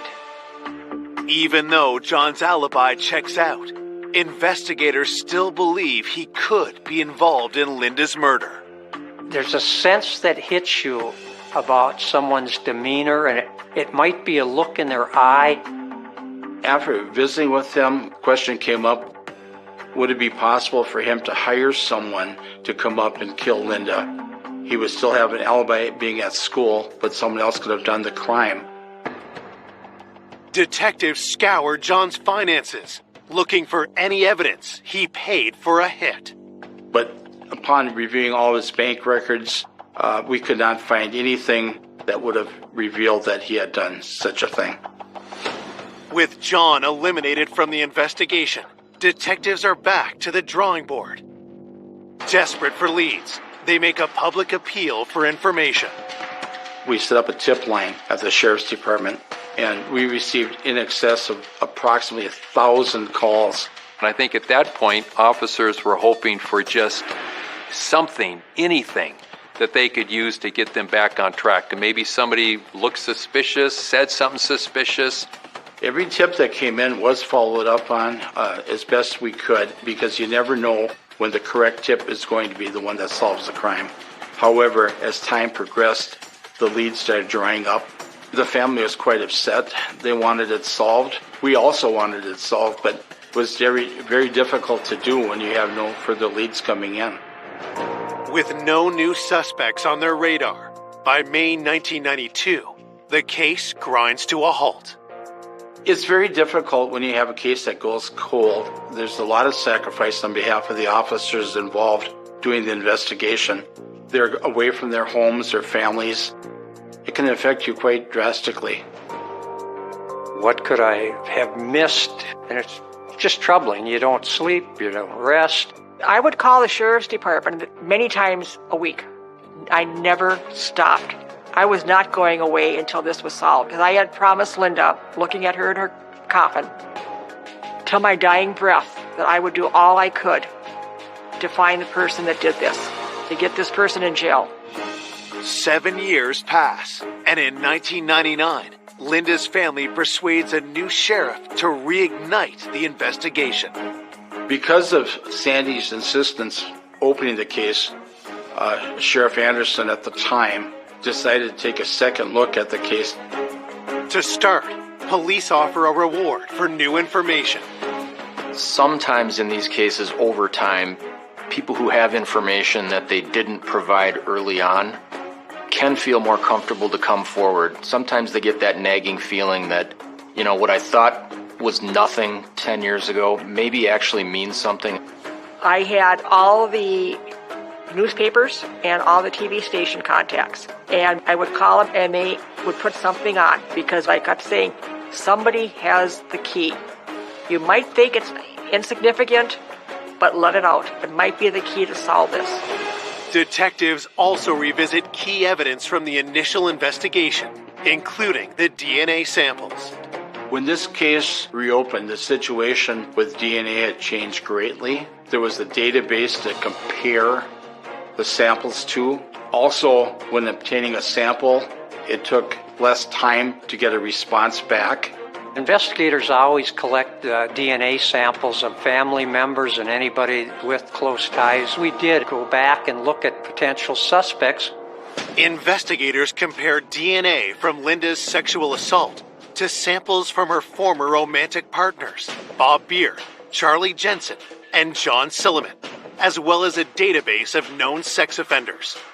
When the results come back, detectives are stunned. Investigators took between 80 and 85 DNA samples for testing, and they ruled everybody out. All of the men that she had been involved with in consensual relationships had been eliminated as possible suspects in the homicide.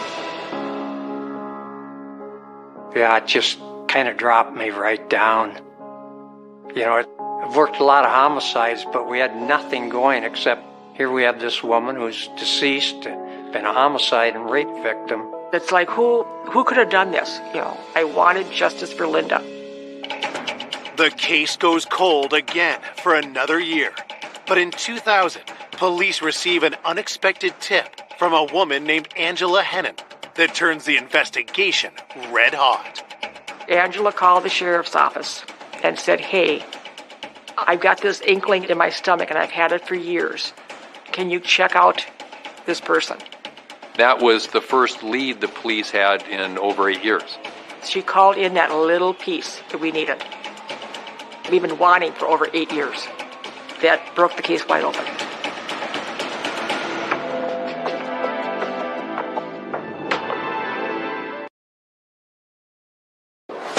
Police investigating the 1992 cold case homicide of Linda Jensen have just received their first tip in 8 years. Detectives are stunned when caller Angela Hennon points them to someone familiar. Angela identified herself as a prior acquaintance of Kent Jones. Kent Jones was the local Boy Scout leader in the community. Angela Hennon had had an affair with Kent Jones right after the Linda Jensen homicide, and said she brought up to Kent Jones the Linda Jensen homicide, and he denied knowing her. And he became very angry and agitated about that subject coming up. A few months later, Angela indicated that when she was talking to Mr. Jones, he indicated that he knew Linda quite well. He saw her jogging past his residence. He visited with her, and he basically changed his story completely from what he told her previously. So she felt compelled to report that to the police because she just found it unusual. When investigators first spoke to Mr. Jones in 1992, he was not a suspect. He was just a neighbor. He denied knowing her as well as perpetrating the crime itself. And his wife alibied him. She said that he had been home that entire day. So, obtaining the information that Mr. Jones did in fact know Miss Jensen, at least collaterally, told investigators right away that he had been untruthful or deceptive with them. Well, as an investigator hearing that type of a story, I would think that he has some involvement. There's something that is not right and needs to be followed up further. Detectives dig into Kent Jones's background. At the time of the killing, Jones was the leader of the local Boy Scout troop, church-going family. He and his wife Deborah had kids. Certainly the persona of him was that he was a fun-loving, good-natured, well-liked guy. But as they dug deeper, investigators opened up a different side to him, what he wants you to believe. Mr. Jones had a lot of skeletons in his closet. Outwardly, he seemed like a family man, and inwardly, he had a very, very dark side to him. He had a criminal history. He rented a storage locker that one night caught on fire. Mr. Jones entered a claim to the insurance company, and as it turned out, he probably had about $35,000 worth of items in that locker and not several hundreds of thousands that he claimed. It was an overclaim, and he was subsequently investigated and charged with defrauding the insurance company. Investigators then discover an even darker side to the father of four. There'd been some suspicion that he'd been abusive with his wife in the past. I read a report that Mrs. Jones had been stabbed. She apparently slipped and fell onto the open dishwasher, and her body was pierced by a knife that had been put into the dishwasher handle down. And I think some people looked at that and wondered, did that really happen that way? That just doesn't make sense. Investigators were very suspicious about those circumstances. She, however, stuck to that story and never pursued any charges against her husband. If Mr. Jones was the person that stabbed her, this is in line with the same thing that happened to Linda Jensen, in that she was stabbed, and it shows that he has a propensity for violence. Armed with the disturbing new profile of Kent, detectives pay him another visit, this time as a suspect. They went back to re-interview him and asked him again if he knew Miss Jensen or knew anything about her. He claimed he knew nothing about her, didn't know who she was. Present at that time was Kent Jones's wife, and she indicated, "No, don't you remember? She was here visiting you about Joey joining the Cub Scouts?" And he got very angry with his wife at that point. Caught in a lie, Kent changes his story. He admitted that she used to jog by his house, and they had had conversations in the past. They also asked him point blank if he had had any kind of an affair or if he was involved sexually with Miss Jensen, and he became angry and very defensive. At that point, he was asked to give a DNA sample, and he refused. After 8 years of investigation, he was the first person to refuse to provide a DNA sample voluntarily. That, of course, raised another huge red flag. When I walked out of that house, I said to myself, my God, he did this. I had such a strong feeling, but it's not evidence. Officers went to the local district court judge and applied for a search warrant in order to obtain a DNA sample from Mr. Jones. With their warrant in hand, investigators collect Kent Jones's DNA to compare to evidence from the crime scene. Mr. Jones's sample of DNA was sent to the crime lab, and within a short period of time, we got the results back and the DNA matched. It was a match on almost every level. There was no question that the DNA at the crime scene came from Mr. Jones. Thank God they got him. I knew this son of a bitch did it. So I wanted him gone. Sheriff Anderson called and he said that I want you to get everybody together. We are making the arrest after you're all here. When they said the name, we had no idea who this guy was. In those 8 years, I never thought he'd be a neighbor. On July 25th, 2000, Kent Jones is arrested and charged with the first-degree murder of Linda Jensen. Despite the DNA match, Kent insists he's innocent. You're going through scenarios with him to determine what he reacts to or bites on. And if we can get that confession, and none of those scenarios worked with him. But the DNA was the connection that allowed the case to go to the grand jury to indict Mr. Jones for the murder. On May 31st, 2001, Kent Jones goes on trial. Mr. Jones was indicted on 3 different charges. It was first-degree murder, it was second-degree intentional murder, and count 3 was criminal sexual conduct in the first degree. How could someone who was involved in Boy Scouts, who was involved in his church, who seemingly was a good husband and good father, commit such a horrific, violent attack and continue to live among us for another 8 years? But people looked at the fact that there was a DNA match. They looked at the other evidence presented at the trial, and people thought, this guy really did it. But when Kent Jones takes the stand, his testimony takes everyone by surprise. There was a major development that caught literally everybody off guard. He got up on the stand, and he told everybody something that just shocked the entire courtroom.